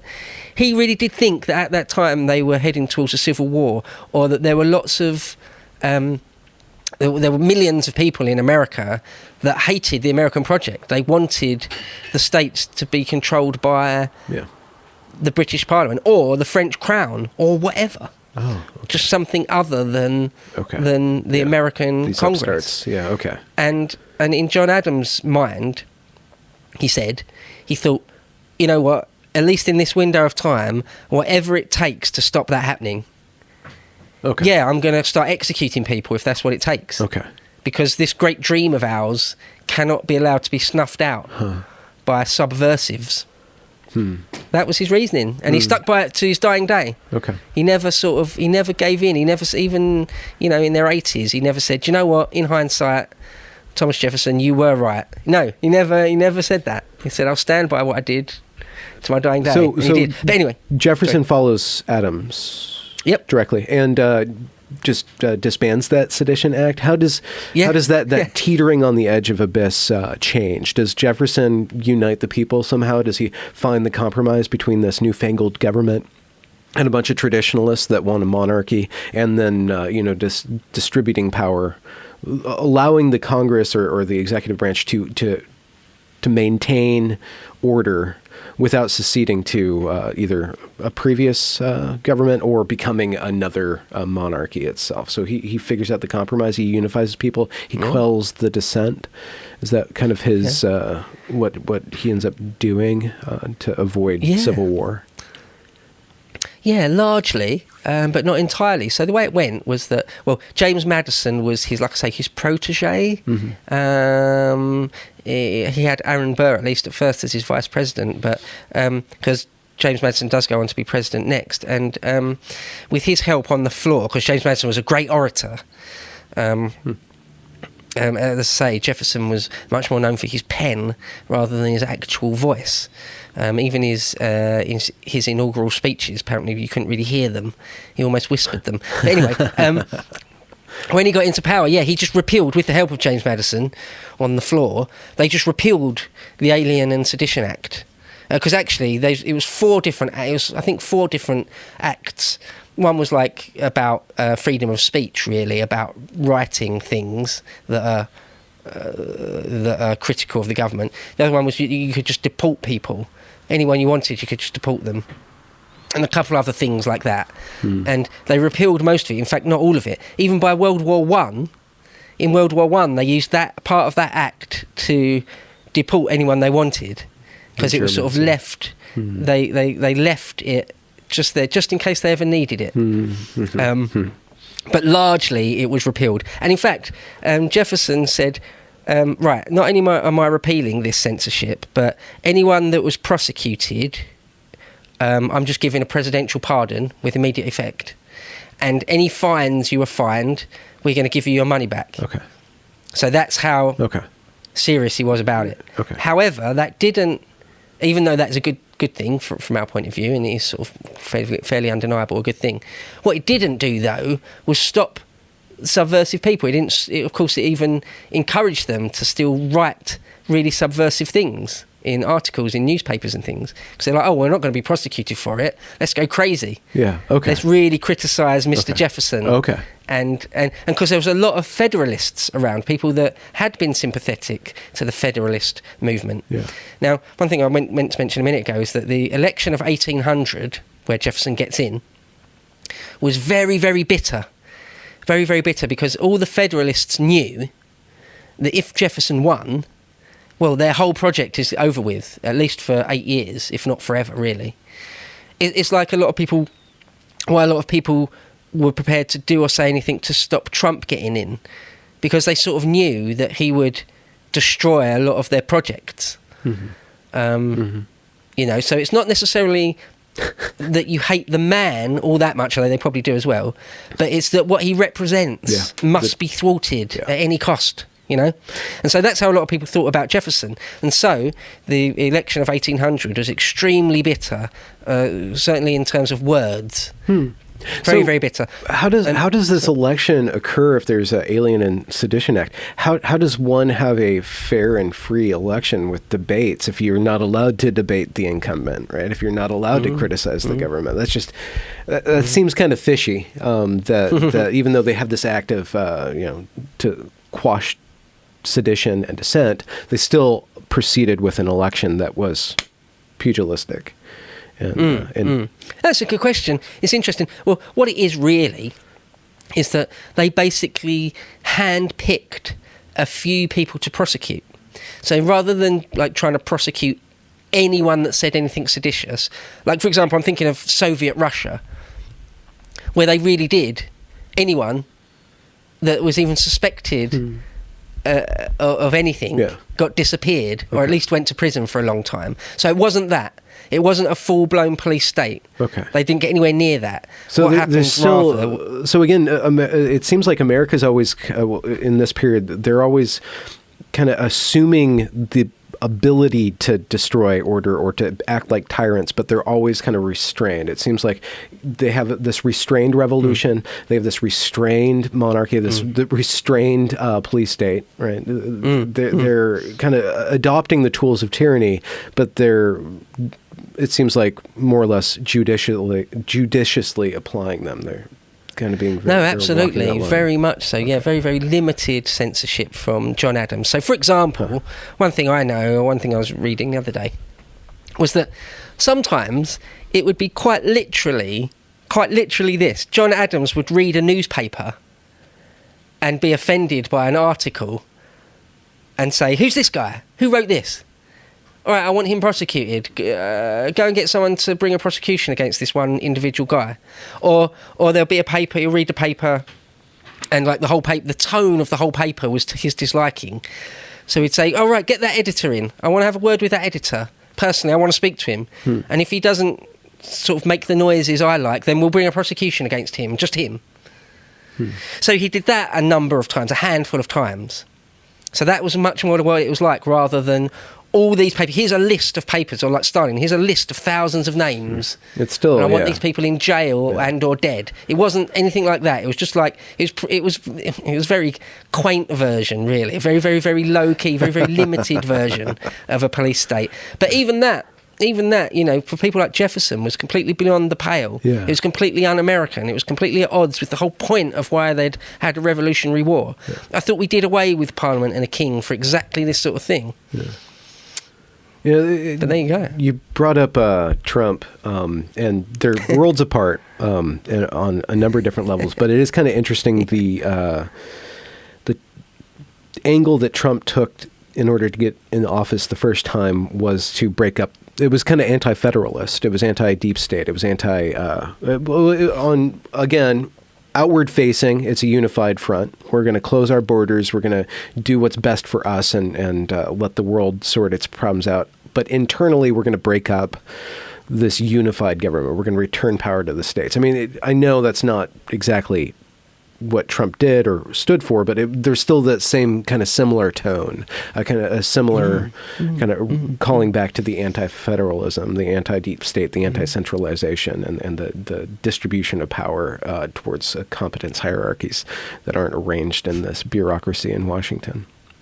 And that's why Washington hates him so much, and the media apparatus hates him so much. Because one of the Trump promises was he would drain the swamp. Yeah. There wasn't much draining, as far as I could tell. Yeah. Hardly any at all, particularly, but some at least. And that was the ticket he ran on to some level, that he was sort of anti-deep state and going to drain the swamp. I think absolutely Thomas Jefferson saw that by the time of John Adams and the late John Adams presidency, that there was some sort of swamp going on. I mean, it's not the best thing in the world for a serious historian to sort of imprint modern parlance on the past. However, yeah, I think Jefferson was looking to sort of drain the swamp a bit. Yeah. However, he really did it. He really did do it. So when he gets into the presidency, he breaks up the Alien Sedition Act, and then how else does he break up the centralization that's occurring? This idea that they were going to have some sort of central bank, he just stops any idea of that. Yeah. I mean, that comes much more to a head in the age of Andrew Jackson. So by the age of Andrew Jackson, they did have a sort of a central bank, and he broke that up. But even in the age of Jefferson, they were sort of making noises. They were sort of starting to do it. It was sort of on the cards. They were the pro-federalist people in the bureaucracy. Yeah. In the sort of the wider bureaucracy of America, was sort of trying to get that going. And he was like, no. Jefferson was like, no, we're not doing that. No, scrap all that. Nonsense. The idea of a standing army was again absolutely put on the back burner. Thomas Jefferson was one of these people that thought it was just it was one step from a standing army to a tyranny. It's just one leads from the other, inevitably. Again, it's realistically that's not the case, because as long as the United States is going to be united, outward facing, it's got to have a standard army, and that's the course of history. The course of history is that we eventually do have a standing army, and it's a whole, as the world wars successively unfold, that becomes more and more centralized, and it does centralize our power in the bureaucracy. But it just doesn't seem feasible that we wouldn't eventually have had the Fed. We wouldn't have eventually had the United States military forces. I mean, it just seems like that's just the way that power operates on the world stage. Yeah. No, maybe. No, absolutely. I mean, it's very, very difficult to argue with you there. Yeah.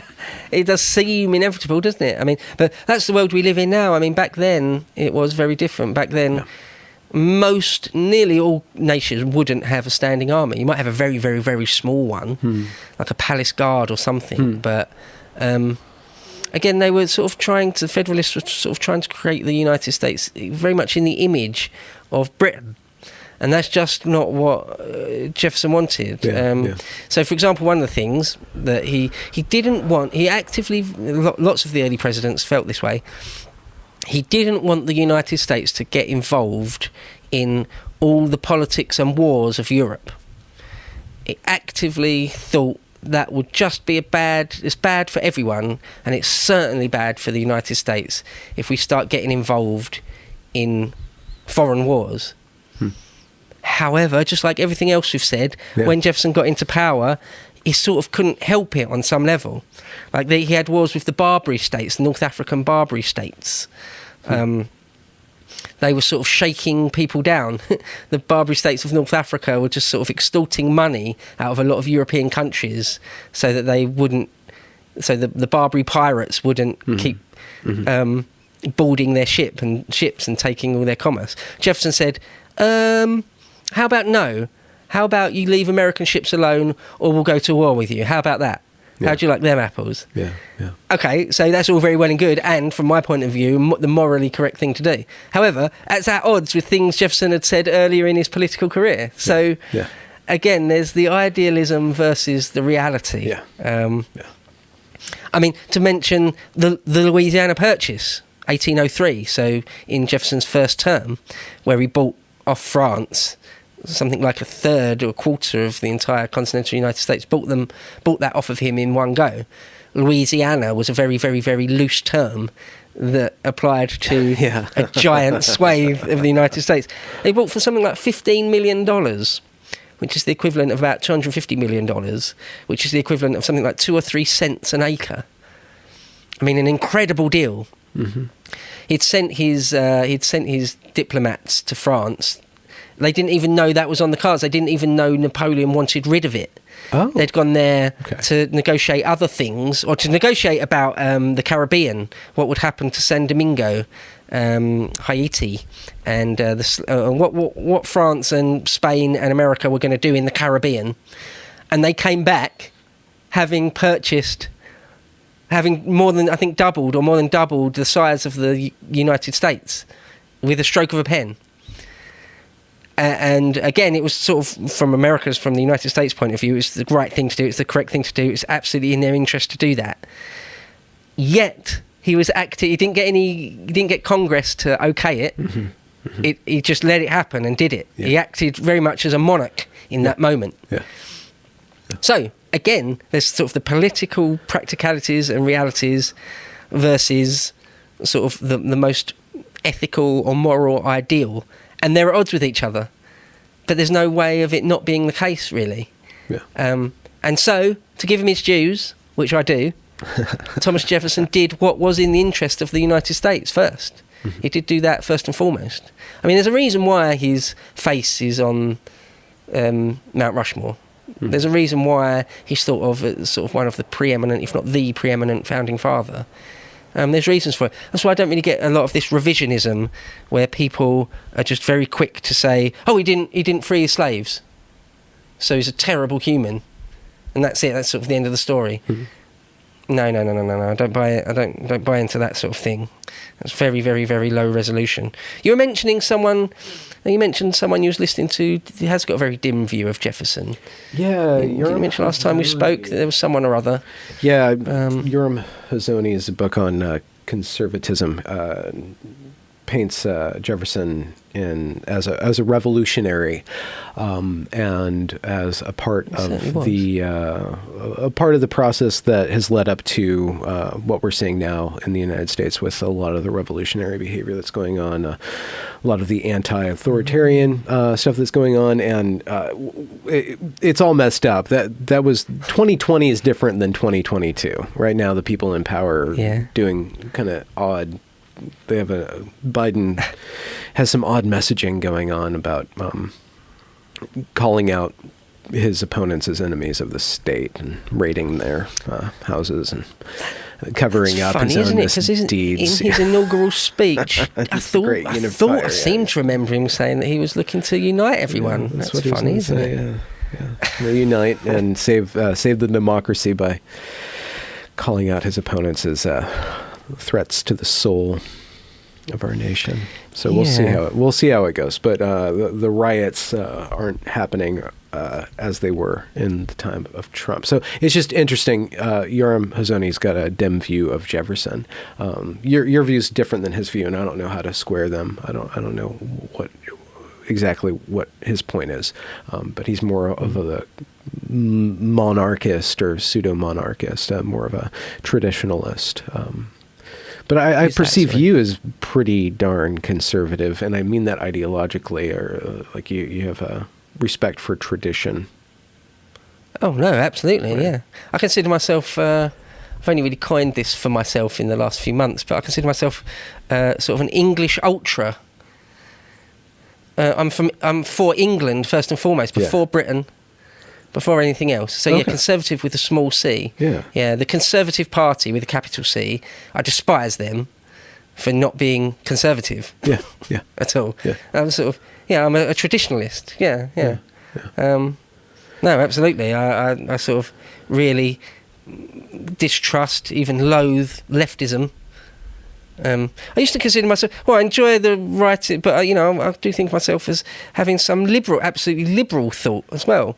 I do quite like the political writings of Thomas Jefferson, even though I think some of it's certainly flawed. Still enjoy it. I still like it. I sort of like some of the writings of John Stuart Mill, who a real right-winger or a conservative would scoff at that, would roll their eyes and scoff or be angry. So, I'm very conservative in some ways and a bit liberal in others, but I certainly will have no truck with leftism. No. Pure subversion for its own sake. Ugh. Well, I mean, that's just that again. That brings up a duality where Jefferson wants progress. He wants liberty. He is a progressive in a sense, but up to a point and with restraint, right? So there's always that trade-off. Because I'm sure he's kind of left for his time. He was kind of on the leftish end of the spectrum. Like writing a Declaration of Independence is very left-wing in of that age, of that era, right? Yeah, I don't know if I'd use the word left, but it's certainly radical. Yeah. I don't think there's really anything left about it because he wanted to enshrine property rights. But it's certainly radical. Yeah, the idea that you would take something like Rousseau or Locke or something, those guys, and say, that sovereignty comes from the people first and foremost. Wow, that's very, very radical for the late 18th century, really. Yeah. I mean, I wouldn't characterise him as left, but I can see how you could or might. But I also think that sometimes in America, today, in America, sometimes people conflate liberalism and leftism. I heard Obama described him, or people describe himself as a liberal. He's not liberal. There's nothing liberal about him. Nothing, really. And then other times I hear people talk of real socialist policies, real actual socialism, as being liberal. That's a liberal strain of thought. Well, no, you're profoundly confused. No. So by liberal, you mean property rights, freedom of association, freedom of speech, individual responsibilities, rights and responsibilities. Yeah, liberality, Liberality, okay. And leftism would be a centralization and then a dispensation of rights, where the rights don't come from God or nature, they come from the state. They're bestowed upon the state. So therefore, internet access is a human right, trans rights are human rights, housing is a human right, data plan's a human right. All these rights are then just like kind of dispensed in a socialist system. The problem is that democracy tends towards socialism because the only way to get people to vote is to promise them something. So you can promise them responsibility and freedom. If they work hard enough, they might get ahead, or you can promise them tchotchkes and $10,000 off of their student loans and more government services and more programs. So, of course, the person, the average voter, not thinking about civilization, is just thinking about what's in it for me. Why would I go out and vote? So, of course, it's going to tend the outcome of democracy, according to the argument that I'm parroting right now, is socialism, is the state promising more and more goodies to the people that vote for the people who run the state back into power over and over and over again. Yeah, I wouldn't necessarily agree with it. I'd largely agree with it, but not entirely. I mean, so the paradigm doesn't have to be like that. You don't have to promise people goodies. That's quite a weak-wristed, easy path to take. You can promise them that your platform will be, we promise you we won't do that. We promise you we'll reduce the welfare state, for example. Mm-hmm. It could be that. I mean, it's a much harder sell. Yeah, much harder sell. But it can be done that way. Yeah. But the overarching point you're making, that it sort of tends towards, again, I wouldn't say leftism, but just tends towards something other than conservatism, is absolutely true. I mean, even going back to ancient days, classical Athens, they would say, there's a fundamental danger built into democracy. And what that is that all you need is a very, very charismatic demagogue. All you need is a very, very powerful speaker that will promise the world. And that's it. That's the end of the game. They win the game. Yeah. They get to become a tyrant or a king or whatever. Yeah. And that's hard baked into democracy. Well, that's not wrong, is it? It's not wrong. Yeah. And it goes back to what there was a bit of a quote, the habits of the governed, right? And there's another quote, if you can keep it, whoever said that, like we've made a system of government, this American system of government, it has to be based on a virtuous populace, or else the gig is up. So again, according to entropy, eventually the gig's going to be up with America, because eventually our morality is going to erode, our virtue is going to erode. We're going to want more and more free things. Eventually, that's the way that human nature is going to tend, unless we're constantly vigilant, constantly returning to virtue, constantly ingraining responsibility into us, and fighting that uphill battle, like always fighting that uphill battle, because the gig will be up at any given time that virtue fails, the habits of the governed fail, and then you have a tyrant. Yeah. Then you have the implosion of the republic. Sure. Yeah. Very few, if any, real republics are sort of doomed to die, really. Yeah. That's why in Britain we have a constitutional monarchy.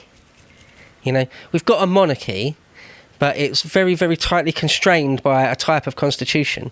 At least in theory. I don't know what would happen if this ever played out in real life these days. Mm-hmm. But at least in theory, if our democracy ever led to sort of an insane tyrant type, in theory, the crown, the king, can say, I'll do away with this entire government then. I'll dissolve Parliament then. I'll pick a new Prime Minister, thank you very much. At least on paper, we're still able to do that. Yeah. Whereas with a proper full current Queen probably would never do that. Yeah. Well, no. Yeah, again, the real realities would be odd. Our Queen, Queen Elizabeth II, Elizabeth the Silent, Elizabeth the Absent. Who succeeds her? Do you guys know yet? Or is it like a... who succeeds your current queen? Is it already mapped out? It's got to be mapped out, right? Yeah, Charles, Prince Charles. Oh, Charles. He should become King Charles III. Oh, okay. He should be King Charles III. That'll be something else. And then after him, his son, Wills, who will become William V. Oh, okay. Yeah. Okay. So, it's all mapped out, yeah. And theoretically, could the monarch just, if they didn't like Boris Johnson, I know he's out already, but could they just ascend the throne? Could at any given time the Queen just say, I'm going to take over, the energy bills are way too high. There's some exigent circumstances that causes her to take executive authority. Is it still baked in that the crown can take over? Or do they have to delegate? Is the only power that they have is delegating a new prime minister or something? Yeah, no. In theory, which is the key thing. No. Yeah, they can ask for a new government. They can send for their prime minister. The prime minister would go to Buckingham Palace. And the king, again, in theory, could say, I'm not happy with your government, I want a new one. I'm ordering you to go back to the people and have a new election. So she couldn't take the authority herself. She would. It's just a reset button. She hasn't the power to say, "No, I'm going to control things. I'm going to get us through this hard time." She would have to appoint somebody to do that. Yeah, no. Okay. We had a civil war over exactly that. That the king's word is law. Yeah. Yeah, well, that hasn't been the case since the Glorious Revolution, since about 1688. That hasn't been the case. And a king hasn't even sort of demanded a new government for a few hundred years. I mean, back in the age of the Prince Regent, he sort of tried to do things like that a bit. Sort of in fact, around these times, the early 19th century, the king was like, George IV, the Prince Regent, was like, I don't think this is going the right way. I think maybe we should have a new government and things. There's a bit of a power struggle. Basically, the prime ministers were like, no, screw you.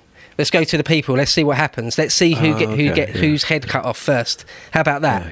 And the Prince Regent backed down.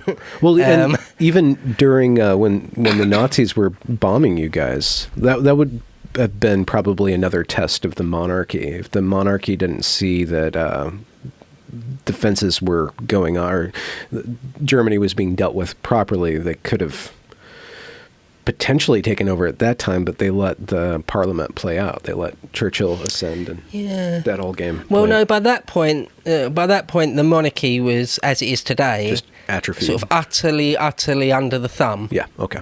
So it's George VI, isn't it? George VI, yeah, the old king, the Queen's father. Yeah. Because his older brother, Edward, had abdicated, or he'd never been king, or he'd abdicated before his coronation. He still technically had been king. But anyway, the old king, George VI, is it? If he'd gone to Winston Churchill and said, you're not doing it right, I want somebody else, Churchill would probably have laughed in his face. Okay. Probably. Yeah. Who knows how that would have played out. But it just wasn't on the cards. Okay. No, they're real, by that point, just absolute figureheads, as they are today. Yeah. I do suspect that if the Queen, our Queen, asked a Prime Minister to come to Buckingham Palace and she said, form a new government, I suspect the Prime Minister, whoever it was, would laugh. Would say no. Yeah. How about I tell you when you can have dinner? Yeah. Well, every year, the Queen's speech in Parliament, where she lays out her agenda for her government will be that year. And so it basically says, and she's basically saying, I am going to introduce this and that legislation, but that speech, the Queen's speech, that's written for her by civil servants. Okay. Yeah. It's written for her. It's nothing to do with what she wants or thinks at all. Okay. Nothing. Yeah. So nowadays, and it was the case back in World War II, they were utterly under the thumb. Yeah. But it's different back then. It's different back then.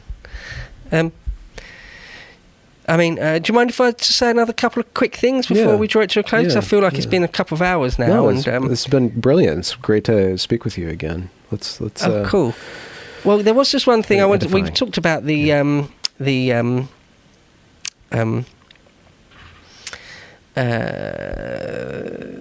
purchase, Louisiana Purchase. We talked about that. There's one thing where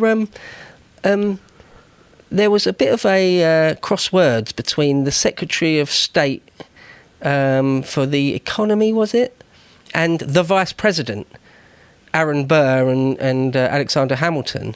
Yeah, he was Secretary of State for the Treasury, Alexander Hamilton, and Aaron Burr, the Vice President, the sitting Vice President. They had some crossed words which ended in a duel, which ended with the Vice President killing the Secretary of State for the Treasury dead in a duel. Yeah. Wow. Right? Incredible. And did Jefferson have any say in that?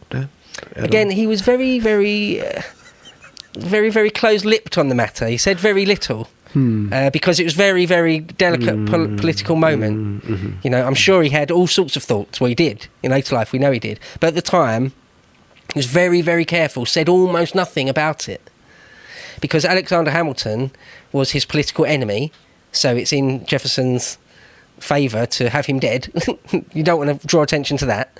Yeah. It's very, very embarrassing because basically your second in command has just done a murder. They did try to prosecute Aaron Burr for murder, but he got away with it essentially, somehow.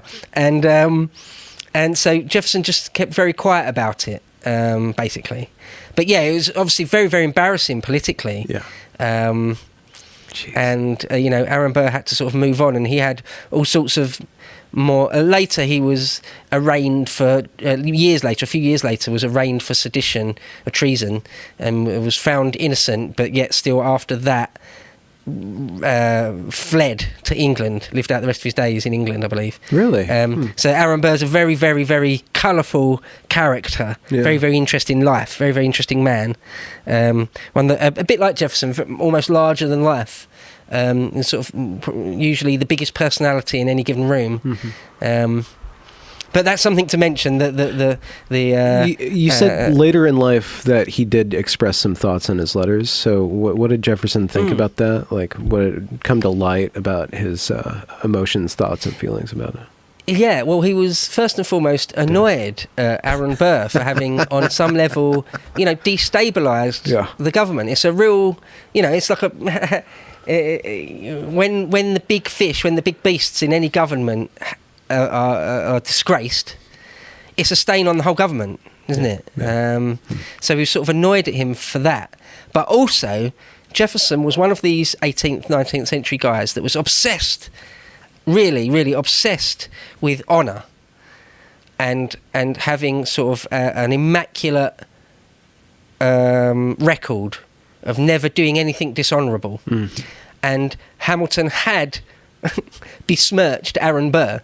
He'd called him all sorts of names and said he was a liar and all sorts of stuff like that. And so Jefferson did understand that by the rules of etiquette, by the rules of honour, Aaron Burr was perfectly within his rights to call him out for a duel. And what happened, even in those days, a duel, what usually happened is that one man sort of, before the duel happened, one man accepted that he was in the wrong and both people deliberately sort of fired into the air and no one died. But Aaron Burr was like, no, I'm going to shoot this son of a bitch dead. I'm not doing that. I don't care about any of that. Oh, shit. I wonder what would have happened. And so Alexander Hamilton did shoot his gun in the air, expecting Aaron Burr to do the same. And Aaron Burr was like, no, I got you where I want you. Oh, jeez. And killed him. Yeah. Terrible. Well, yeah, I mean, Alexander Hamilton was a horrible piece of work, in my opinion. Oh. But he didn't deserve that. He didn't deserve that. No, I don't think he deserved that. Very, very few people deserve that. Unless you're like a serial killer or a serial rapist or something. Nobody really deserves that. And Alexander Hamilton was nowhere near any of those things. So that's harsh. It's harsh. But there you go. Another quick thing to mention, we talked about the War of 1812. All that sort of starts happening even in Jefferson's terms. Like I talked about the Leopard Chesapeake incident, which is 1807, where an English ship just fired on an American one, blowing one dude's head off, literally taking his head off with a cannonball. Again, that's just sort of a murder, really, that happened in an American port by a British ship. I mean, it's pretty egregious. But all that stuff, again, started to come to a head after Jefferson was out of office. One thing to mention then is just that after he did leave office, he was happy that James Madison, his protege, really got to take over next.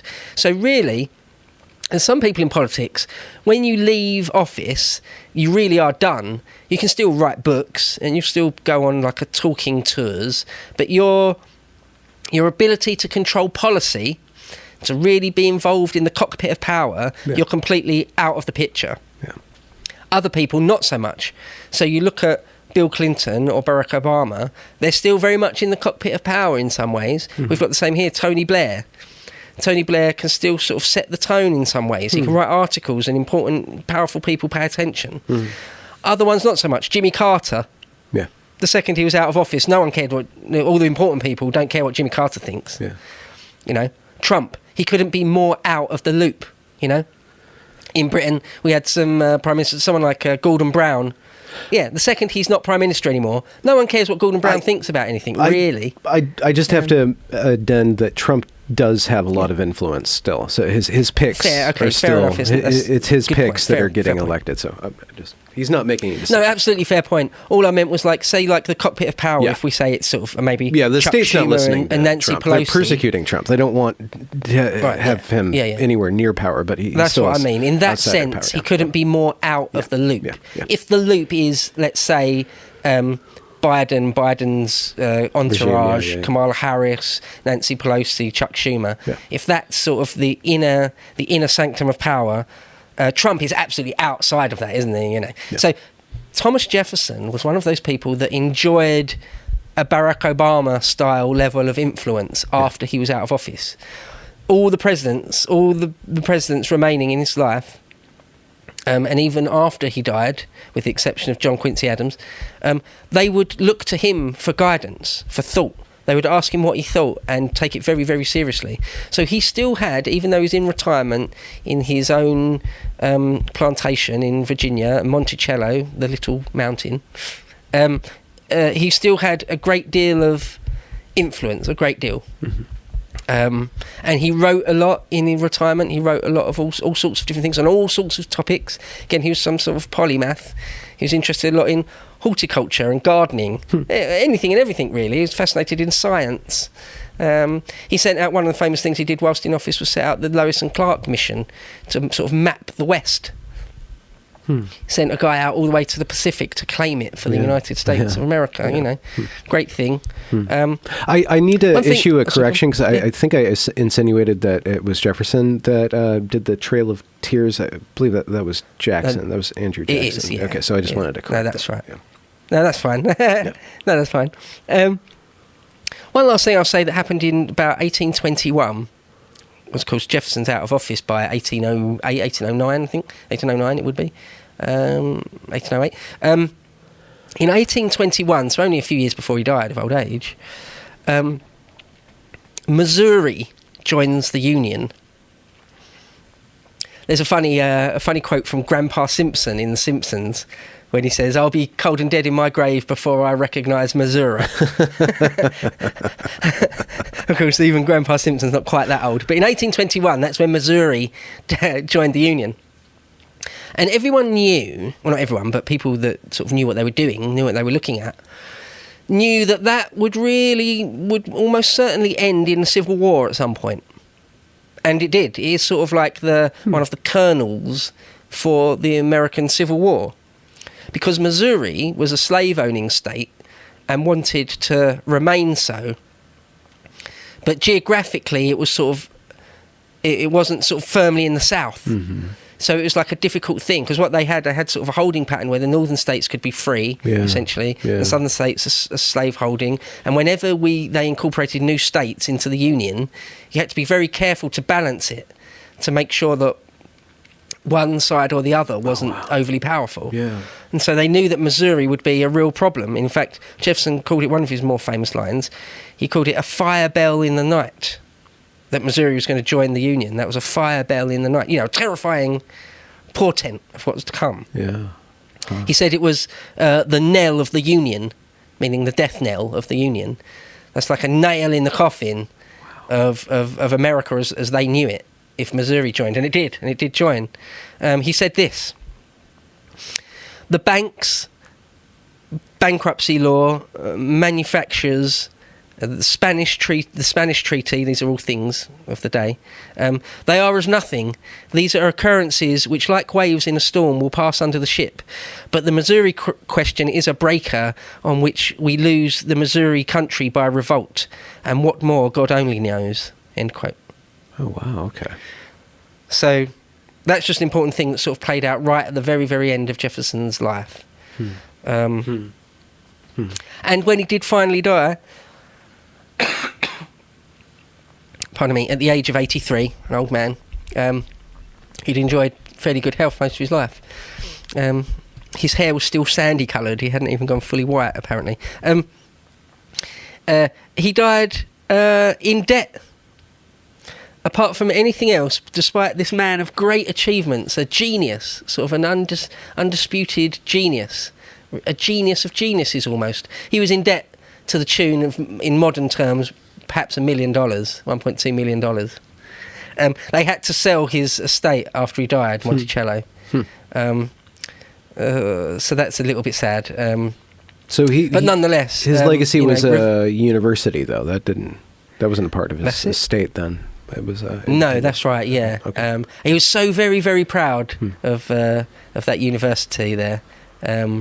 Rightly so. He said he thought instead of having like sedition acts, instead of censoring people, it's a broad stroke of the brush here. Instead of that, just teach them to be good, teach them to be moral. It's a slower. It's a slower thing, that, isn't it? Of course, it's not immediate. He said slower, instead of taking power away from people, teach them to be just with it, and then you won't have to. It's a very, very noble thought, isn't it? Yeah. It's very nice. One last quote I'll just say, if I may, because I really love it, absolutely love it. In 1962, John Kennedy, JFK. Was having a dinner, a special dinner, which was for every single living recipient of the Nobel Prize. They invited them all to the White House in 1962. And at his keynote speech after dinner, JFK said this, quote, "I think this is the most extraordinary collection of talent, of human knowledge that has ever been gathered together at the White House, with the possible exception of when Thomas Jefferson dined alone." So I like that. That's a bit how I feel about Thomas Jefferson, for all his inconsistencies, and he was hypocritical about some things, and he was far from perfect. That's what human beings are actually like, and he tried his best, and he was a genius, and he was noble of spirit, and he did despise the moral evil of slavery. And yet he was a walking contradiction in all sorts of ways. But, aren't we all? Give me an example of someone who isn't. And so there you go. That's how I feel about Thomas Jefferson. I wonder if you've got any other thoughts or questions. It was a wonderful adventure. But I think every time we speak, we leave off with like, oh, you were going to talk about that. And they're like, no, that would be a whole other thing. So you said something pretty potent, not about killing babies, but about Hamilton being a piece of work. So he's probably not somebody that you would want to speak at length about, but that just seems of a curious little nugget that might be the seed of another conversation with you about. Would love to do that. Yeah, no, absolutely. We'd love to talk all about Alexander Hamilton, because though I'm not a fan, I don't despise him. Again, his worst detractors go far beyond what I would say. It's one of those things in history. If you're a big fan of Thomas Jefferson, you're almost obliged to dislike Hamilton a little bit, almost. But he was a great man. He was a great man in his own right, absolutely, and in a fantastic mind. His funeral apparently was gigantic. He's buried on Wall Street, or on the corner of Wall Street somewhere. He was an extremely important, extremely influential man, a genius in all sorts of ways, I think. I'd love to do that. And perhaps we don't have to leave it quite so long before next time. Again, I apologise for how long this has taken to sort of get done. I had a lot of fun. So I guess we can wrap it up now. Thank you very much, Beau, for having me on, coming back on my show, and allowing our discussion, my questions, and your reading to kind of make something for other people to think about our history. I hope so. Yeah. And I'll put it up on my channel. I'll put little pictures to it, as I always do. Yeah. And hopefully it's gone well. Thanks again for your time. I hope you have a good rest of your Labour Day. Oh yeah, for sure. So I'm gonna. Okay.